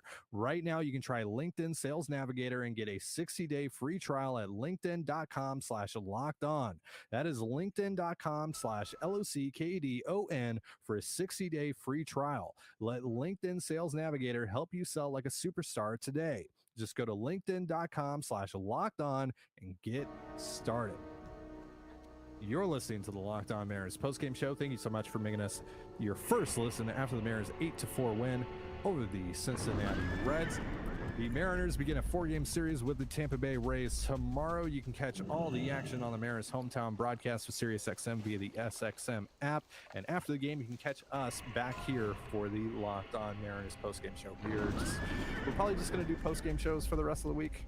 With the weird start times, it doesn't seem to really make sense for us to drop an episode only like a couple hours before the game is going to start for you guys. So right, back to the normal schedule when Seattle gets back home. Holy moly, your face is so blown out right now. I know. I was like, oh, that's better. There you go. But look, I moved my hand. I'm just gonna keep my hand right here to add some contrast. There we go. There we go. That works. Keep my hand here. Now you're just in the dark, but yeah, that's fine. That's better. You could see my lighting get progressively worse as the sun's going down. Yeah. And so at that point, I was just, if you guys aren't watching, I was like glowing, like super white. He was glowing. I mean, he was just he's been elevated. He's ascended after watching this Mariners offense the last 2 days. Easy. Sure. All right, let's talk about Logan Gilbert. Decent night. Not a great night, but you know what? If you can actually get outs after the last few days, if you can get outs, if you can actually put some guys away in 2 straight counts, great outing in my book. 5 1/3 innings pitched for Gilbert. 3 earned runs, 7 hits, 9 strikeouts, just 2 walks. The Mariners tonight struck out. Oh my fucking 14 god. hitters, 13 hitters, and they walked 3. That is very good after what's been happening on this road trip. So yes, we will take that. We will take that all day long. But overall, what did you think about Gilbert? It was very Bryce Miller-ish from yesterday, where there was just traffic and you had to make a lot of big pitches to get out of some jams. But Logan was able to get whiffs today, and you know, whiffs. Why are whiffs so important? Why did Ty and I talk about them so much? They're strikes in which you don't have to, in which there's no damage afflicted, right? Like if you hit a home run, you still threw a strike technically. So not all strikes are created equal. Whiffs are strikes that don't hurt you. So Logan had 17 today on 45 swings. It's 38%. That's pretty good. That's a pretty good number. And you know, the Reds were being really aggressive with Logan. Am I missing? Still a couple instances where he gave up a couple 2-strike hits, whatever. That's going to happen. But the last few days, it's been noticeable how often that has been happening. So Logan had to, you know, find a way to put guys away, and he did. Tonight, his best pitch was probably the splitter. Got 5 whiffs on 9 swings. And he threw it in the strike zone quite often. Didn't get a ton of calls, which, you know, Cal didn't have an amazing day behind the plate. You know, took a couple splitters out of the strike zone that were definitely strikes, but he was able to threaten the strike zone with it at the very least, which is what you need to do with that splitter. And then expand. You know, he dropped the knuckle curve, you know, 12 times. Got 3 whiffs on 5 swings. That's a good number. And then, you know, the four-seam fastball didn't generate a lot of whiffs, but 40% called strike plus whiff rate on that four-seamer. So it was a good, effective pitch for Logan tonight, even though it didn't get a ton of swing and misses. So overall, I would say Logan was fine. He was better in New York. Yeah. But yeah, it was a little more Bryce Miller-ish, where it's just like you're just grinding through innings, and but you found a way to avoid damage. So like Logan definitely pitched better than Bryce Miller did yesterday, despite Miller having, you know, the better slash line, which again is why we talk about all the time. Don't box score scout pitchers in particular, because if you just did that, you'd be like, oh well, Miller was better than Gilbert. Nope, Gilbert was significantly better. And after the 5-run inning, there were some times where Gilbert was like, let's not walk a guy here. Let's put this down the middle and beg the guy to do damage on it. And the Reds, for the most part, did. You know, Brash came in, cleaned up Logan's mess, and the rest is history. But overall, I would say Logan's outing was adequate. It was certainly the best outing you got in the series, but it was far from spectacular. And you know, you really wish you could have finished out that 5th inning or the 6th inning. Right. Hey, hats off to the Reds though.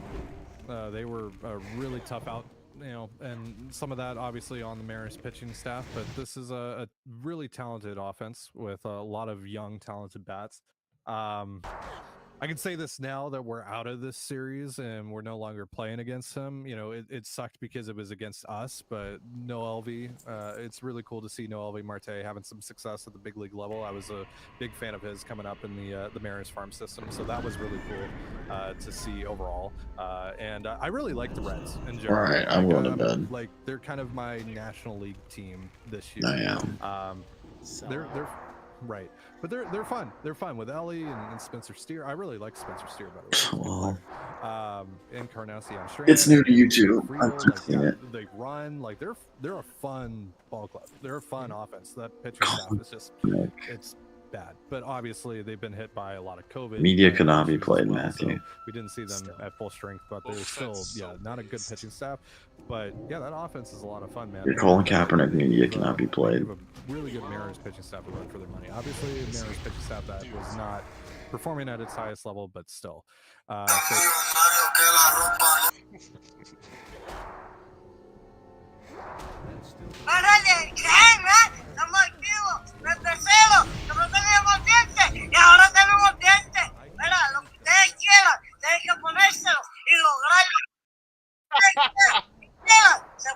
Yeah, that's actually piercing my ears. Just because he's got a Squidward nose. Dude, that's Colin Kaepernick. Shit. Let's lay off the weed.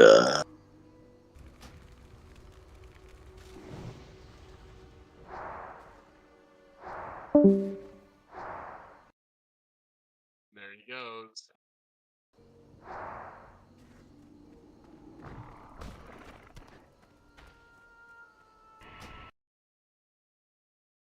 So yeah, hats off to those guys. Yeah, we'll see if they're able to make the playoffs. You talked about them a little bit here earlier. I just want to give another shout out though to the Mariners bullpen, especially after what happened last night, to be able to bounce back tonight with a really good performance. Matt Brash, who he did give up the single when he first came in, but to work out of a bases loaded jam, that was great. Gabe Spire with a nice bounce back inning. Justin Topa with a nice bounce back inning. This bullpen was really good tonight. And even Munoz for the most part. I mean, like, he did give up the home run and he did walk the guy, but he went to that fastball and was able to put these guys away and didn't make it any more interesting than it needed to be tonight. So yeah, hopefully that's a good sign of things to come here for this bullpen, because they're gonna need them. They're gonna need them, man.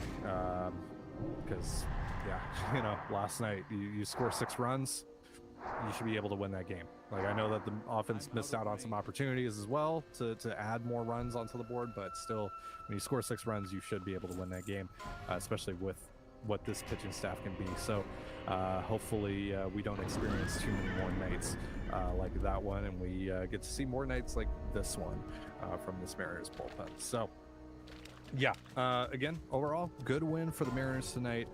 Good stuff, mostly from the pitching staff.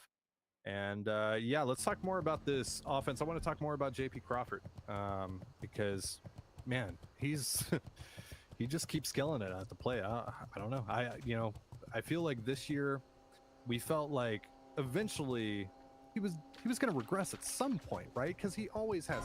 He's had hot months in previous years, but then he kind of falls off for a couple months, has another good month, and then kind of is just about league average for the rest of the way.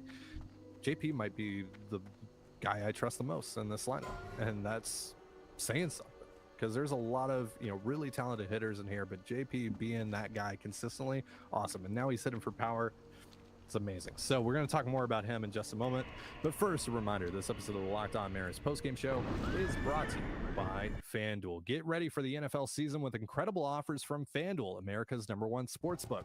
Right now, new customers can bet $5 and get $200 back in bonus bets guaranteed.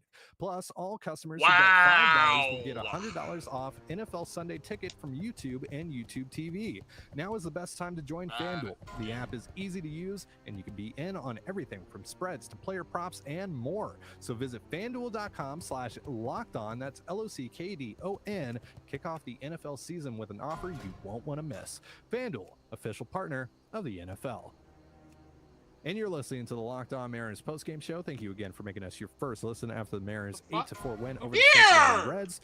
Again, the Mariners begin a 4-game series with the Tampa Bay Rays down in Tampa, Florida. Tomorrow, you can catch all the action on the Mariners' hometown broadcast with SiriusXM via the SXM app. And after the game, you can catch us here on the Locked On Mariners postgame show. So, JP Crawford hit his 15th home run. He's already surpassed his career high in home runs, but he hit his 15th home run of the season tonight. Absolutely crushed it. 3-run bomb that made it 6-1 Mariners, I believe. Yep. And I gotta ask you, man, is he gonna get to 20? He might. He's got some work to do. He's got to get 5 dingers in 23 games. Well, he's hit 4 in the last 9 games, 10 games. Sure. 3 on this road trip. Yes, and while Awesome, I appreciate dude. Fucking great. John Power Crawford doing his thing, I would also trade a couple of those homers for more 3 for 4 days, or 2 for 5 with a walk type of days. But yeah, obviously power hitting. Power hitting JP is not something that anybody really had on their bingo card. And also, we talked about, JP's had a hot month here and there, and then he's cooled down, and then he's been about average. Last year, JP was objectively bad, really from June until the end of the year. He was not a good hitter, really, at any stretch. He had a very good first 2 months, and then he was one of the worst qualified everyday hitters in baseball, basically from June 1st on last year. So, to take advantage, I don't know if he can do this again. Is JP just going to be a guy now who puts 270, 380, 415 with 20 home runs every single year for the rest of his career? I bet probably not, but for now, this is great, and this might Don't be try him. this might be his career year offensively, and so you want to take advantage of that and get JP into the playoffs when he's having what could be his career year. Yeah. But yeah, he's been fantastic. I think he's got a shot at 20. The number I'm looking at more as like he's might have a legit shot to get there is probably the 400 on base. I think he's at like 382 right now. Yeah. And obviously, 400 on base percentage is insane. Insane. Yeah. So that's the number that I care about, I guess I would say. But yeah, JP's just been spectacular this year. I don't know how many shortstops have ever had, 20 home runs, 400 on base percentage seasons in Major League history. But I'm going to guess that list is mostly Ernie Banks, A-Rod, Cal Ripken. Like, I'm going to guess that's a pretty elite list of guys who've done that. And JP's got a shot. So Crawford has been everything you could have possibly hoped for offensively. And if he finishes the year hot, he might steal, like a 10th place down ballot MVP vote or something like that. I wouldn't be shocked if he popped up on somebody's ballot because he's got a shot to finish the year as a 5-win player. And that's counting in the fact that the defensive metrics don't love him, and we know that the metrics are wrong. Like, JP is not the worst defensive. Yeah. He's not the worst defensive shortstop in baseball. Stop with that. Is he a Gold Glover? No, I don't think he is. But is he at least average? Yes, he's definitely at least average. Probably slightly above. And so you add that with the fact that he's, might have a 400 on base, he might hit 20 home runs, and that he has been the most consistent player for the Mariners from game 1 to game 162. There's some legitimate there's some legitimate discussion to be had if JP is maybe the most valuable player on the Mariners this year. Probably not. Julio's Julio, but but I mean post July it's been like it's a sight it's possibly the greatest player on planet Earth right now. Sure, right. Yeah. So it's like him or Mookie Betts, but yeah, Mookie is amazing. Yeah. Except, for BR Walkoff, who thinks that Mookie Betts doesn't even exist. Yeah, I think that's because he's played a lot of second base this year. He's played more in right field, though. He's qualified way more in right field than second base. Yeah, that's an insane list. Mookie Betts is the best right fielder in baseball. Also, Aaron Judge 10. I'm sorry, but Aaron, I get he's been hurt. That actually works. Yeah, no. Anyway, Betts is probably the best athlete in all of baseball. Retarded, He's a fantastic bowler. He's a fantastic football player. Like he routes guys up. Yeah. Like he'll route up NFL DBs. Like he's a great basketball player. You see what he does on the baseball field. Like dude's a freak. And Julio has basically been that. I don't know if Julio can route up dudes on a crosser. I don't know if he's burning. I'd like to see it. I don't know if he's burning Tariq Woolen or anything like that, but yeah, Julio has basically been Mookie Betts since July 1. Like just normal year Mookie, not this god level Mookie. And we talked about this last year too. After his April struggles, he had the same WRC plus as Mookie Betts did. Like Betts might be the comp for Julio. They do it a little differently, but right. I mean that's what we're talking about here. So it's like JP most years, like it'd be an easy get decision. Julio at second base. That's what we're saying. Let's not do that. In fact, let's start talking about moving Julio to right field at some point. Just to keep the legs a little fresher. But yeah, it's JP is having kind of, I don't want to say a forgotten season, but it's just being overshadowed by what was an incredible, what was a very good July, what was an incredible August from one of the faces of Major League Baseball. Otherwise, we'd be talking about JP a heck of a lot more. And I don't think the Mariners are ever going to label a player as their captain, but we all know who it is, right? There's no debate. Nobody out there saying, oh, the Mariners were going to name a captain tomorrow, they should name Julio. Nobody is saying that. No. Not even Julio JP. would say that. It's JP. Yeah. JP It's is JP. the guy. And Kyle JP Seager kind of passed that torch to him, right? As because Kyle Seager definitely earned it.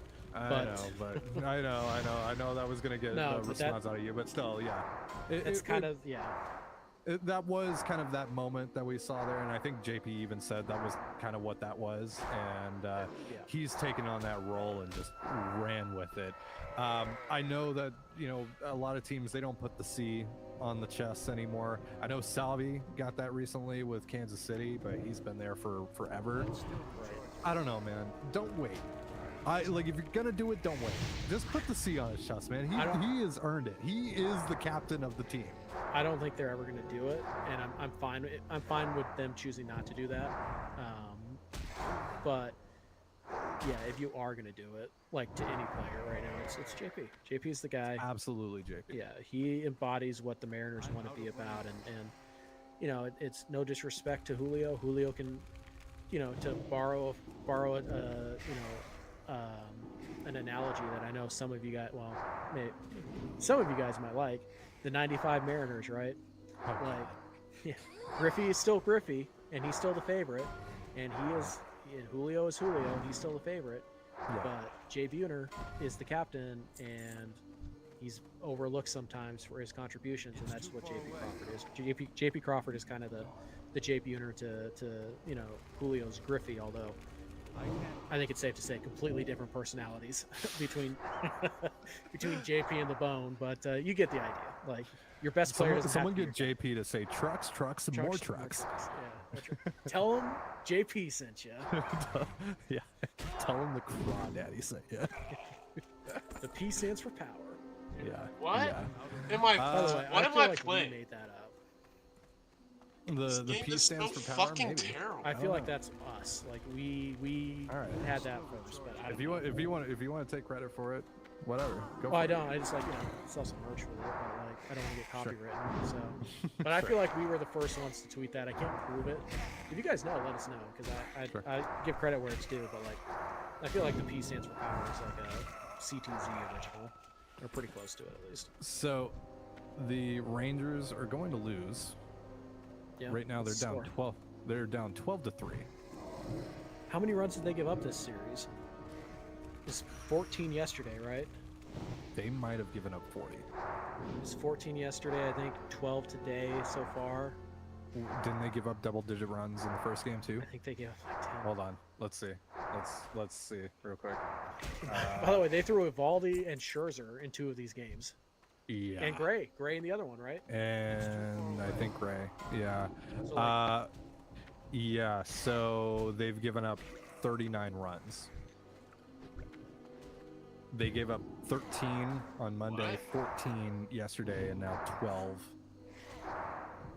I'm not saying that Houston's not good, but No, it yeah. might be time to examine, like, I mean, wow, and again, that's like Gray.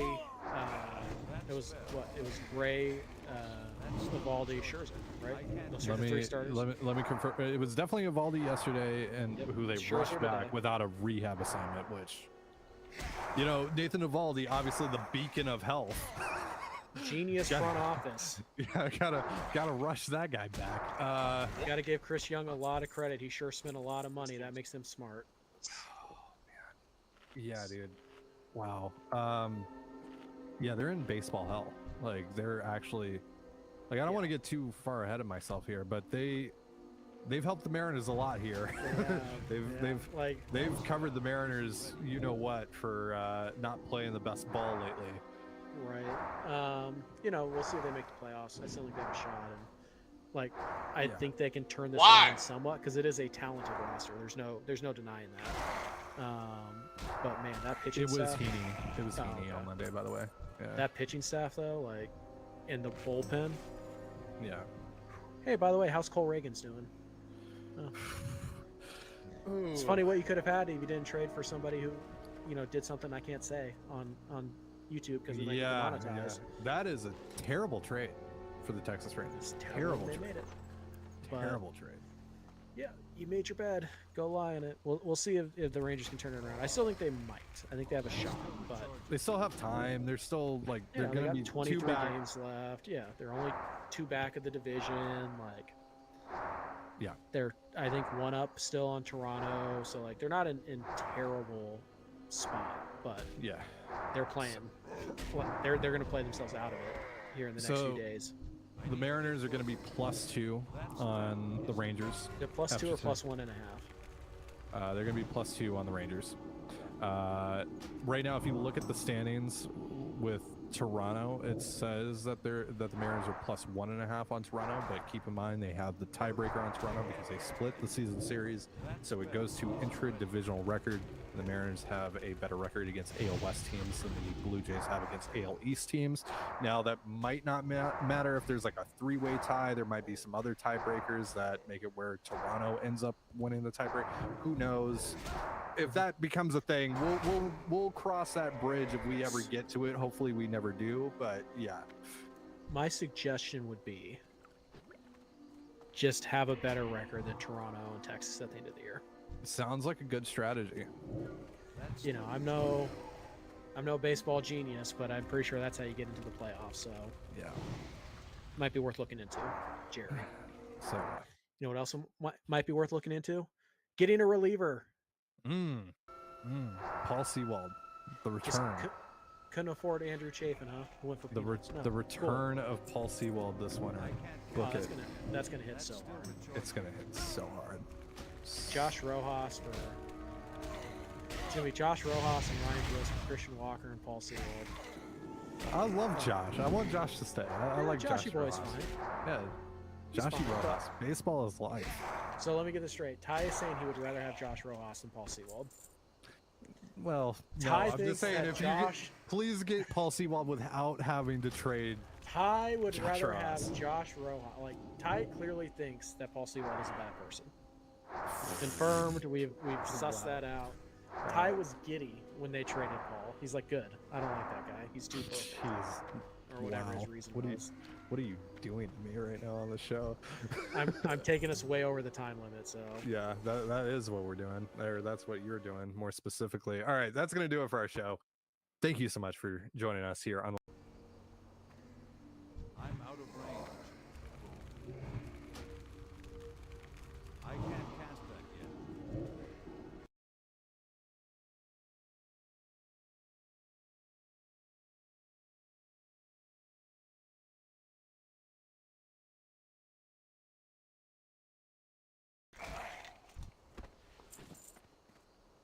I need to get closer. That spell isn't ready yet. I love free wins. I love them.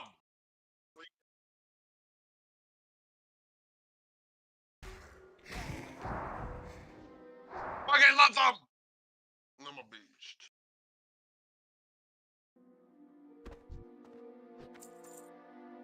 I'm Mr. Beast.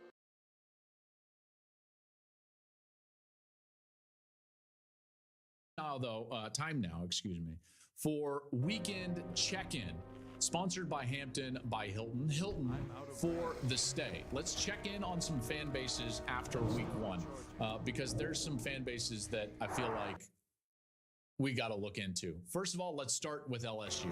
All right.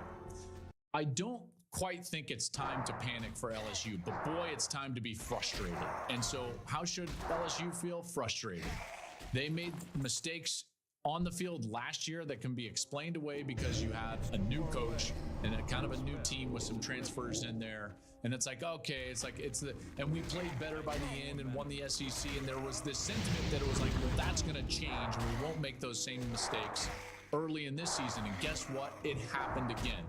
Now, do I think Florida State is that much better than LSU? Probably not. The score got away from them a little bit. Why? Because they didn't execute and made massive mistakes, in particular in that first half. Probably could have had a lead by a score or two at times during that game. Their quarterback's got to play better. Their execution has got to get better. Their special teams has got to get cleaned up. So I would be frustrated. Why would I be frustrated? Because this is still a team that's going to compete in the SEC. And what I wouldn't want if I was a Tiger fan is to have the same type of year we had a year ago, win a special game against Alabama on the road in Tuscaloosa, get to the SEC championship game, and not really be in the playoff picture. Why? Because of some silly game at the beginning of the year where we didn't play our best. So highly frustrated for LSU here after week one. All right, let's move on. Oklahoma. This one is going to be a sit tight. Sit tight, Oklahoma. I get it. Like 73-0 feels good. I get it. Arkansas State was picked second to last in the Sun Belt West. All right, so just sit tight. Just sit tight. You can tell me all you want how the defense looked better, and you know what? I hope it did. And I have been singing your praises during the preseason and in the offseason, saying Oklahoma's one of those teams that I could see if they were to fix a few of the things that they needed to get fixed, they could win some of those close games that were close losses last year and easily be 10-win team this year. That can happen. Absolutely. But they've got to just keep playing. In particular on that defensive side, they've got to continue to get better. Arkansas State does not make you. It doesn't make you a good defense. You know that. I know that. Okay, so sit tight and get that defense ready to go so that you can play well defensively against Quinn Ewers and Texas and Dallas. That's the main objective. All right, we move on. Inventory is full. Penn State. Let's go to Penn State. If I was Penn State right now, how would I feel if I was a fan? I would feel giddy. Oh, that's a really Joel giddy. Yeah, I would feel giddy. You know why I would feel giddy? Because I would feel pretty confident based on what I saw, not only out of my team at Penn State, but also around the Big Ten, that I'm rooting for a team that is no longer just clearly third in that division. Based on week one, if I'm a Nittany Lion fan, I'm giddy at the fact that it's pretty clear this is an absolute three-team race in the East. I still think I would favor Michigan. Fine, okay, Penn State fans, I think you would even have to agree with that, in particular with what they did against you in Ann Arbor last year running the football. But with what Ohio State did at Indiana and the way that their offensive line looked in particular, and their quarterback issues kind of seeping into now week 2 of the college football season, there's no other way to put it other than like, yeah, Penn State could easily play with and beat one of those two teams. For the first time in a number of years, I am confident in saying that Penn State is absolutely on the level with Michigan and Ohio State. So how would I feel if I was a Penn State fan? I'd be giddy about that. Giddy after week 1. All right, let's move on. A couple of more. Let's go with Colorado. What am I going to say about Colorado? If I was a Colorado fan, I would be euphoric. Are you serious with what we saw on Saturday? That was incredible. Should be a movie about it. Probably will, because there was 18 camera crews following Coach Prime around. Euphoric. Now, certainly there's a danger in getting too high and like, could it all come crashing down this weekend? Yeah, if they don't return to the urgency that they played with against TCU, Nebraska can and will beat them if they don't play well. Okay. But having said that, that was a euphoric moment for Buffs fans. I know who you are. I had all your text messages. I know exactly how you feel. I sat in Folsom Field when I was 6 years old and fell in love with the University of Colorado. I fell in love with Ralph. I fell in love with the gold helmet. And even though they wore white on Saturday, that was a magical moment for that program and that fan base. That fan base had to watch a program that had fallen to the depths of the Power 5, Pac-12 and Power 5. Inventory is full. Depths. Worst Power 5 program in the country for 15 years or more. I mean, it was bad. There was a year here or there where it was like, oh, they're getting good again. So Saturday, after all the hype, after everything that went on, that was a euphoric moment for Colorado fans. Enjoy it. Enjoy it. But I'll tell you this. Not only for the fans, but also for those players. If you're a Colorado Buffalo and you're watching this, whether it's the coaching staff and or the players, you better come ready to play Saturday. Because Nebraska will be ready. I know that rivalry. I just covered that Nebraska team. They will play hard. They will run the ball more physically and more soundly than TCU did. That was the one area that Colorado could not stop TCU whatsoever. Nebraska will not make the same mistakes that the Horned Frogs made. So rest assured, you play for Colorado, you better have the same sense of urgency that you had last week, or it's going to come crashing down. Next fan base. TCU. I would be really concerned if I was a TCU fan. I would be very concerned. Offense scored 42. You know, I think that you can think to yourself, all right, like there's some things, there's some pluses, there's some players, there's some speed. All of that is true. There's no doubt about it.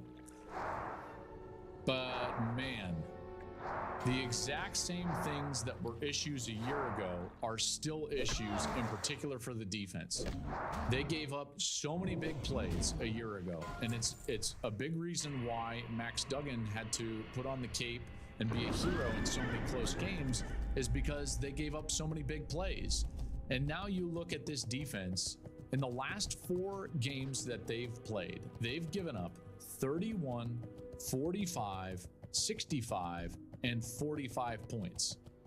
That's an average of 46 and a half. That's not going to cut it. You can't win like that, period. The defense has to get better. They never adjusted. And this is, listen, it's partly scheme from the coaches, and then it's partly personnel. Like, if I'm the personnel, you guys had to win one-on-one pass rushing battles up front. They've got to figure out a way to present pressure on the quarterback. That's number one. From a scheme standpoint, you cannot continue to run man coverage in short yardage situations and allow the back to just beat your linebacker. Let me give you a great example. TCU tried to run the exact same concept that Colorado was running to Dylan Edwards, but the difference was that Colorado was well coached enough to pass off the 2 slant routes and allow Travis Hunter to fall off into the lap of the back in the flat, and he got an interception. Did that happen on TCU? Nope. They did not have that discipline. They do not have that skill set. That's a scheme thing. The coaching staff for TCU has got to teach them how to pass off the in-breaking routes when they're in man coverage so that they don't get out-leveraged by the back against the linebacker in the flat. That's what happened on the first touchdown. That's what happened on the last touchdown. Dylan Edwards receiving both of those. So I would be concerned. There's a huge amount of concern for TCU, and it's mainly on that defensive side. They have to fix that defense. Thank you for watching the Joel Clash Show YouTube channel. And if you liked this clip, make sure to like it and subscribe to the channel, and you can stay up to date on all of my college football coverage.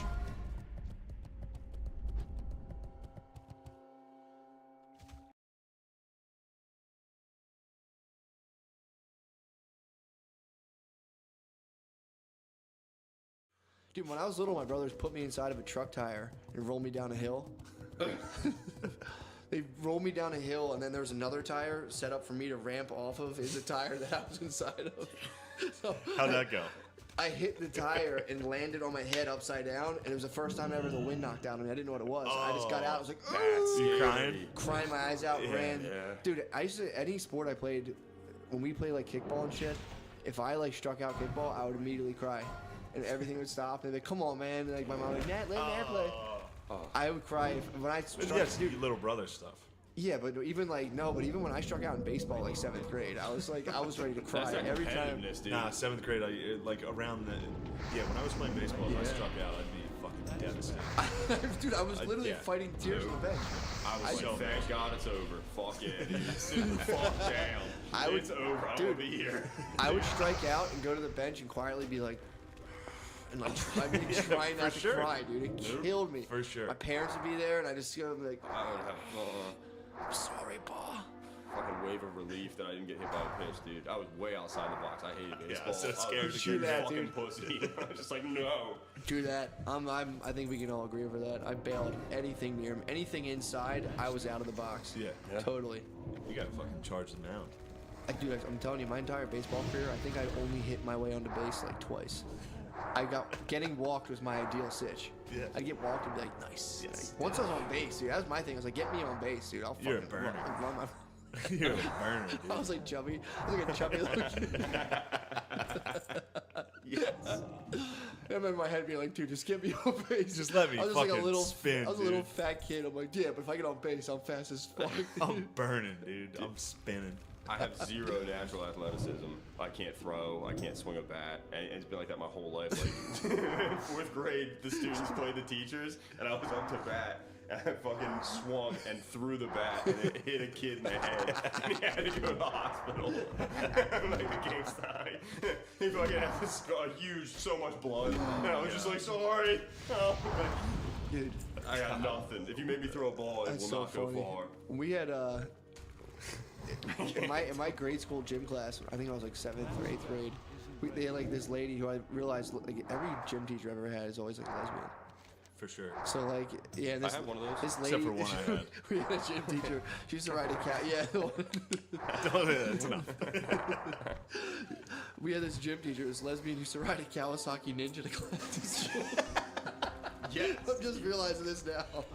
It's fucking Oh, sick, dude. man. She was so weird, but like, Yeah, lady gym teachers are the weirdest people on earth. she was bizarre. She made it this big deal to get this like different teachers would put on assemblies. Because the gym teacher here, I'll get into your level of psychology here. Because a gym teacher, female gym teacher that's a lesbian, still has that nurturing side where she's like, I want to work with kids. I want to be around children and help them develop. But boy, do I love sports. I'm going to be a gym teacher. Get these kids in gear. I'm going to take my ninja down to class. Dude, she was vroom on the Kawasaki, So dude. everyone, like, you know, people would set up different presentations. I remember she made this big deal to get like this. It was like an African tribal song band or something. I'm gonna bring in a couple of blacks banging on some drums, teach these kids about culture. She was Your like, gym teacher's real close to Macho. I know. She was like, Oh, she yeah. was like 1992 woke. So she was like, we got like when Paul Simon started like going and like playing in Africa. So she had like. She brought these dudes and played this, and like I remember her like these guys came down there like JJ Kool-Aid. They sang about Kool-Aid?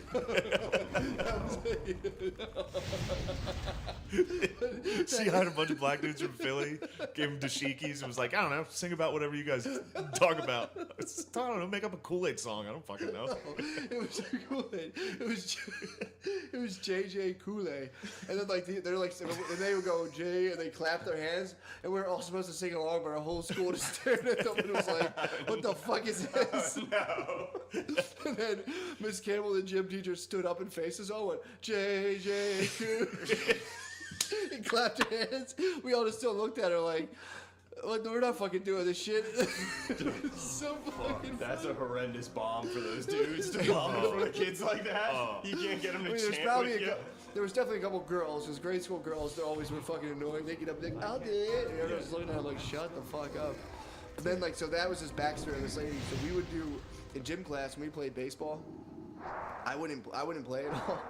I would just be the other team's manager.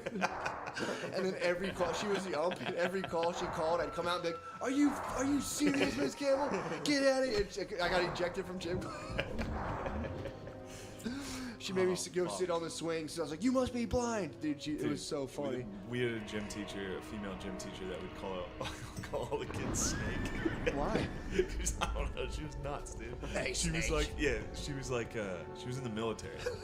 So I don't know what, she was nuts, dude. But she'd be like, get him, Snake, get him. Kids would be like, come here, snakes. The kids said.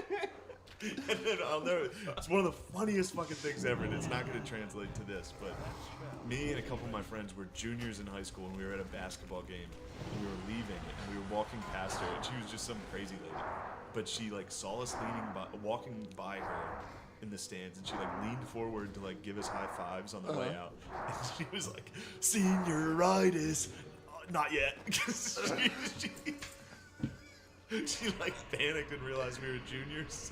She was like trying to be cool when we were walking. She goes, senioritis, not yet. And we were like, what the fuck, Dude, I mean, I can't think of a Catholic school gym teacher of the hiring process was probably just like how they scouted and hired that position must be so fucking funny. fuck. High school gym was some of the most fun ever. Because right after me and my friend Matt learned that, like, oh, this doesn't count, because we had a female gym teacher, Mary Lodge, who was old and didn't give a fuck and, like, very diminutive. So, like, we realized, like, oh, we can do anything. So, like, we would go play tennis, and, like, me and him had a thing called mega tennis, where, like, we just wouldn't play by the rules and just be like, and hit it as hard as we can, and somebody would be like, boom! And, like, she'd be like, stop doing that! And we were just, like, terrorists in that fucking class. That's awesome. It was, like, it also won't translate, but some of the Gym most fun class, I had. just wonderful. I fucking loved it, man.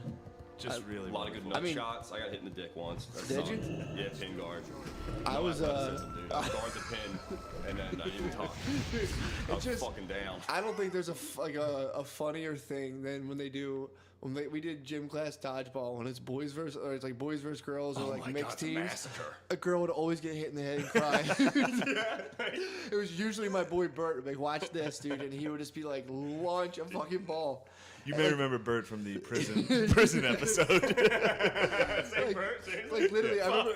It's just funny when you're a little kid and it's like you're playing dodgeball, and then we had a girl who was like not retarded, but like totally like whacked some way. And I remember just being like, as a little kid, like, oh my god, I can't wait to throw this ball at this retarded girl. It's gonna be so funny. Oh man! And you're just like, I wonder what happens. You're like, oh, she cries. Never mind. Dude, the last semester of like 8th grade or whatever, we did like pin guard, and the gym teachers were like, "Oh, this is great! It's the last day," and they were sitting on the mats, and like I forget what's pin guard. Oh, I'm sorry, Greek dodgeball, same kind of thing. There's 2 bowling pins set up, and so you say Greek dodgeball? Yeah, same. What's that? Hiding in a room, not trying to get butt fucked. You on 2 sides of a basketball court. We were playing pin guard. It's like, wait, what's pin guard? Greek dodgeball. Like, what the fuck are you talking That's when about? little boys bend over on a couch and close their eyes. Their uncle fucking runs around. What are we playing? It's Greek dodgeball. It's some fucking dodgeball game where you gotta throw it and hit the beat. There's gator balls that were loud and thudding.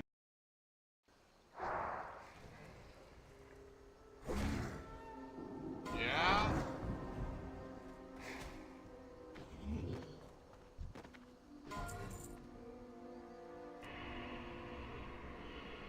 Relentless.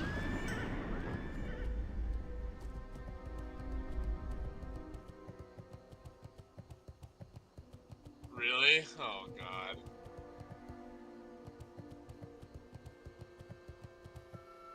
I can't cast that.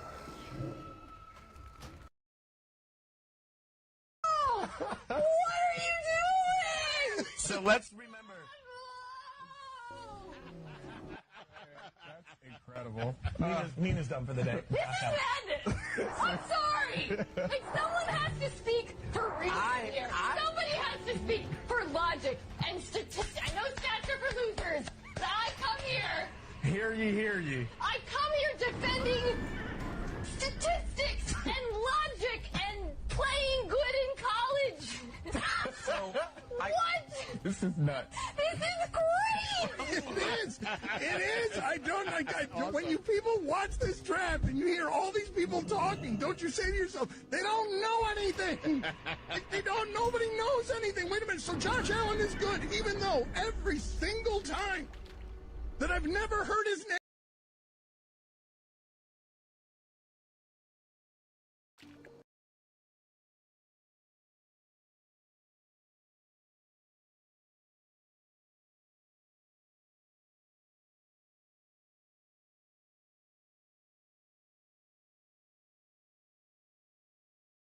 But they didn't fuck anybody up. So this one kid was like ran up to the line to try to fucking really annihilate somebody and just turned 90 and fucking blasted the female gym teacher in the head. It's like, stop! I wonder if that's part of like the female gym teacher test. Is like they just have like a pitching machine chucking softballs at you. And you're like, she ate it, dude. That's fucked. God damn it. Well, we were little kids, so we didn't know to laugh. We were just like, Dude, there was this teacher in my grade school who fell down a hill. they used to take us out. Injury. Did you guys have? You went to Catholic grade school, right? Yeah. So they did this thing where like they would take us to the cemetery. We had to like sit out in the cemetery and like read and like pray. It was really weird. Like sometimes we just sat near a grave. They were like, it was called a desert experience. This one lady used to sit us next to a grave. We each pick one. Then you had to sit and like read it in one of your textbooks near the grave. What? Yeah, it was weird. It was called a desert experience. This one lady made us do it. But as we're coming, She's a fucking whack job, dude. it was crazy, dude. It was insane. How old were you when this happened? Like 7th grade. Study around That's death. young. We would just read, it was like Death for is a English class. concept. We read like our novels or books. We'd read. You would read books to dead with to dead, tombstones. on top of dead people. Yeah. It's Something called was a going desert. on with that teacher, man. That was a fucking. But I think that teacher was one who did it. The other one was like if you had to go to the from the school. There's like an This old. teacher fell down a hill. No, the teacher who that was a teacher. That was not the teacher who fell down So the she hill. got fired for making kids go to a graveyard. You can't do that. That lady was out of her fucking mind. Falling down a hill is so Dude. fucking. Trying to run to keep up on your feet. This was like a 65-year-old lady who was like, you know, she was like tall but like pretty, like not like fat, but she was a She's a hulking She was woman. a hulking old woman, and we were walking. It was like an October day, I remember, because like there was a ton of dead leaves on the ground. So she slid on one of the dead leaves, and then just literally just tumbled like down the thing. And my cousin and my friend Bert. My cousin Pat, my friend Bert, ran down the hill pointing at her spinning body going,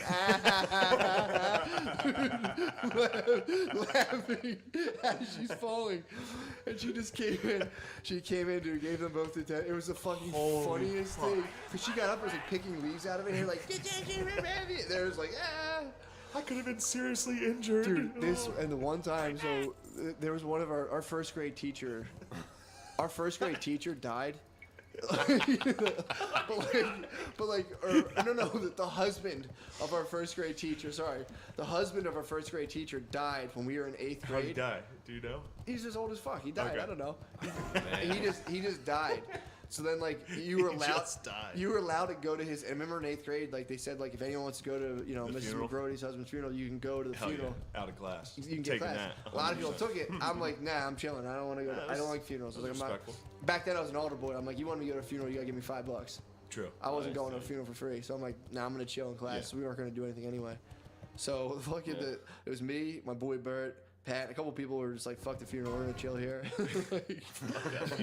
So I think actually, then it's like a bunch of people came back, but the teacher wasn't back yet because the teacher was still at the funeral, and the one boy was crying. This one kid, Casey, was crying, and Phil went up to him and was like, I'm so sad. It was making like a crying baby face, or so then like he's doing it, and then a teacher walks in and sees him like, Mama Grody. Oh my god.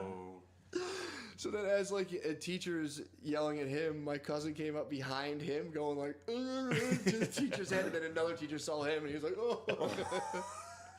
Dude, did you ever have teachers cry? Make teachers cry Yes, from being I bad? personally made a teacher cry. We had this one. There's this one teacher, Mrs. Carnahan, and dude, we made her cry so fucking much. That's like so every day funny. she was crying. But then she would sing at church.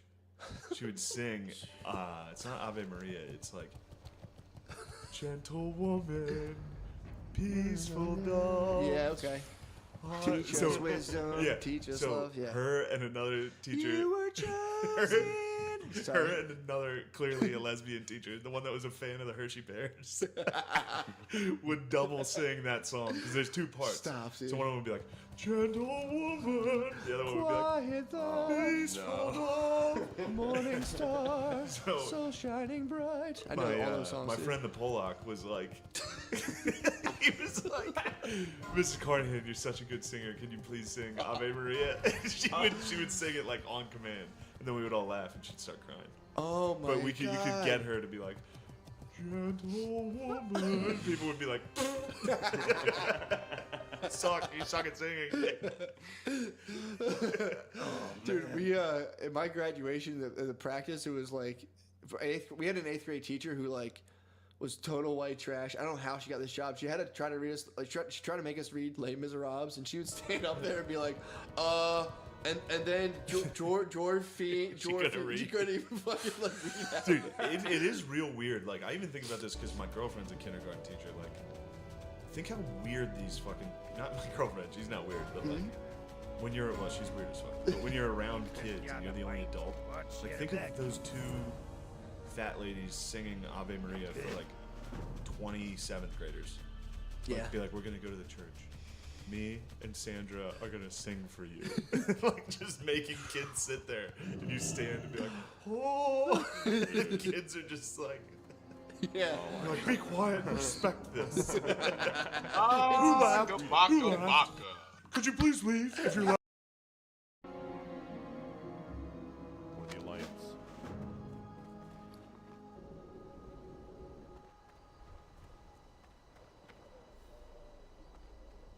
Looking for something specific?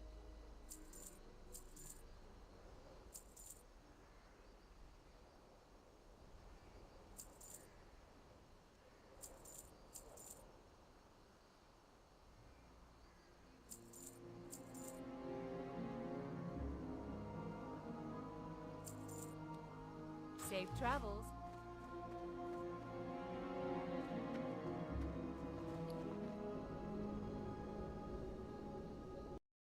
Laughing? I'm singing right now. Could you please leave? It's insane. So you got a bunch of 7th graders just like. You just have them captive, just like. Okay. Like, come watch my talent. Oh. It's funny because that's exactly what would happen if they did that any other job. The coworkers would be like, Yeah, he's like, shut the fuck up. Shut up, you weirdo.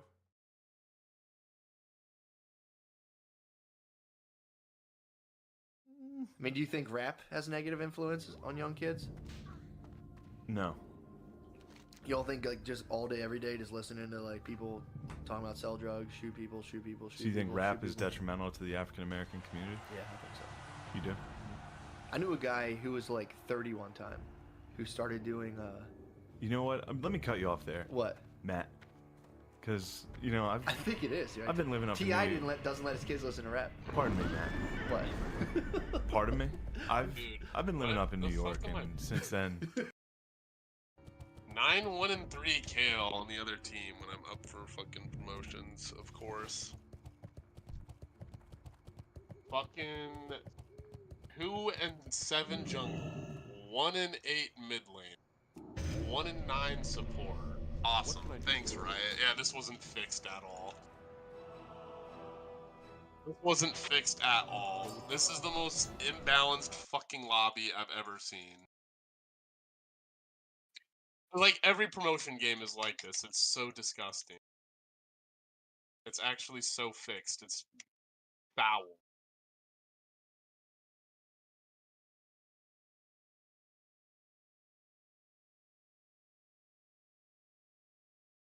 Why did like 8 auto attacks cancel it? Fuck. This game is so fucking.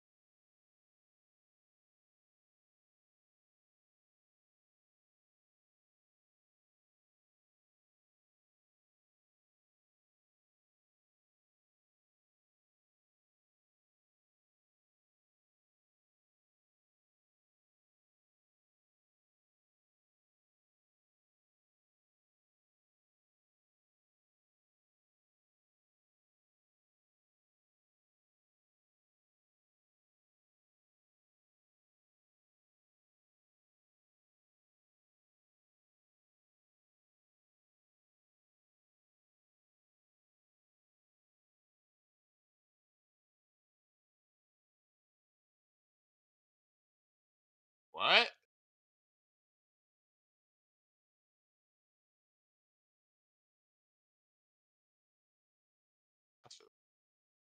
Why is she faster than me? What?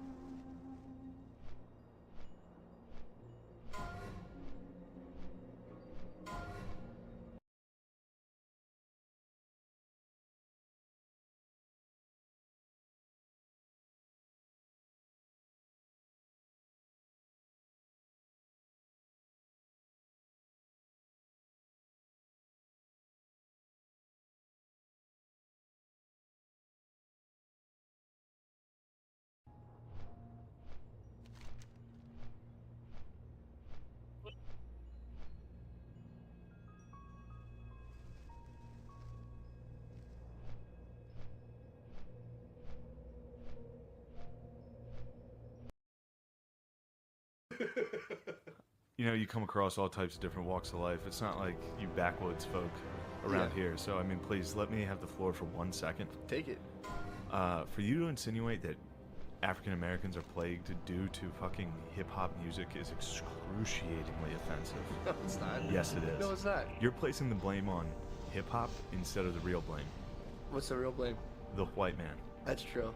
And systemic oppression. That all could be. However, I think So it's sitting it's around all very, day. Sitting around all day? Is that what you think yeah. African Americans do? No, I'm just saying if you're just sitting around your car, you're driving around and it's just nonstop war drums of like kill, kill, kill, murder, and all of a sudden, you know, I think from the time you're 8 to, I knew a guy who was 30 who was talking about how he started taking Percocets. I was working with him. I'm like, dude, don't take Percocets. It leads to bad shit. He was, you know, I'm like, people get hooked on them. It's just a bad idea. Don't do it. And he was like, you know, what's wrong with them? Blah blah blah blah.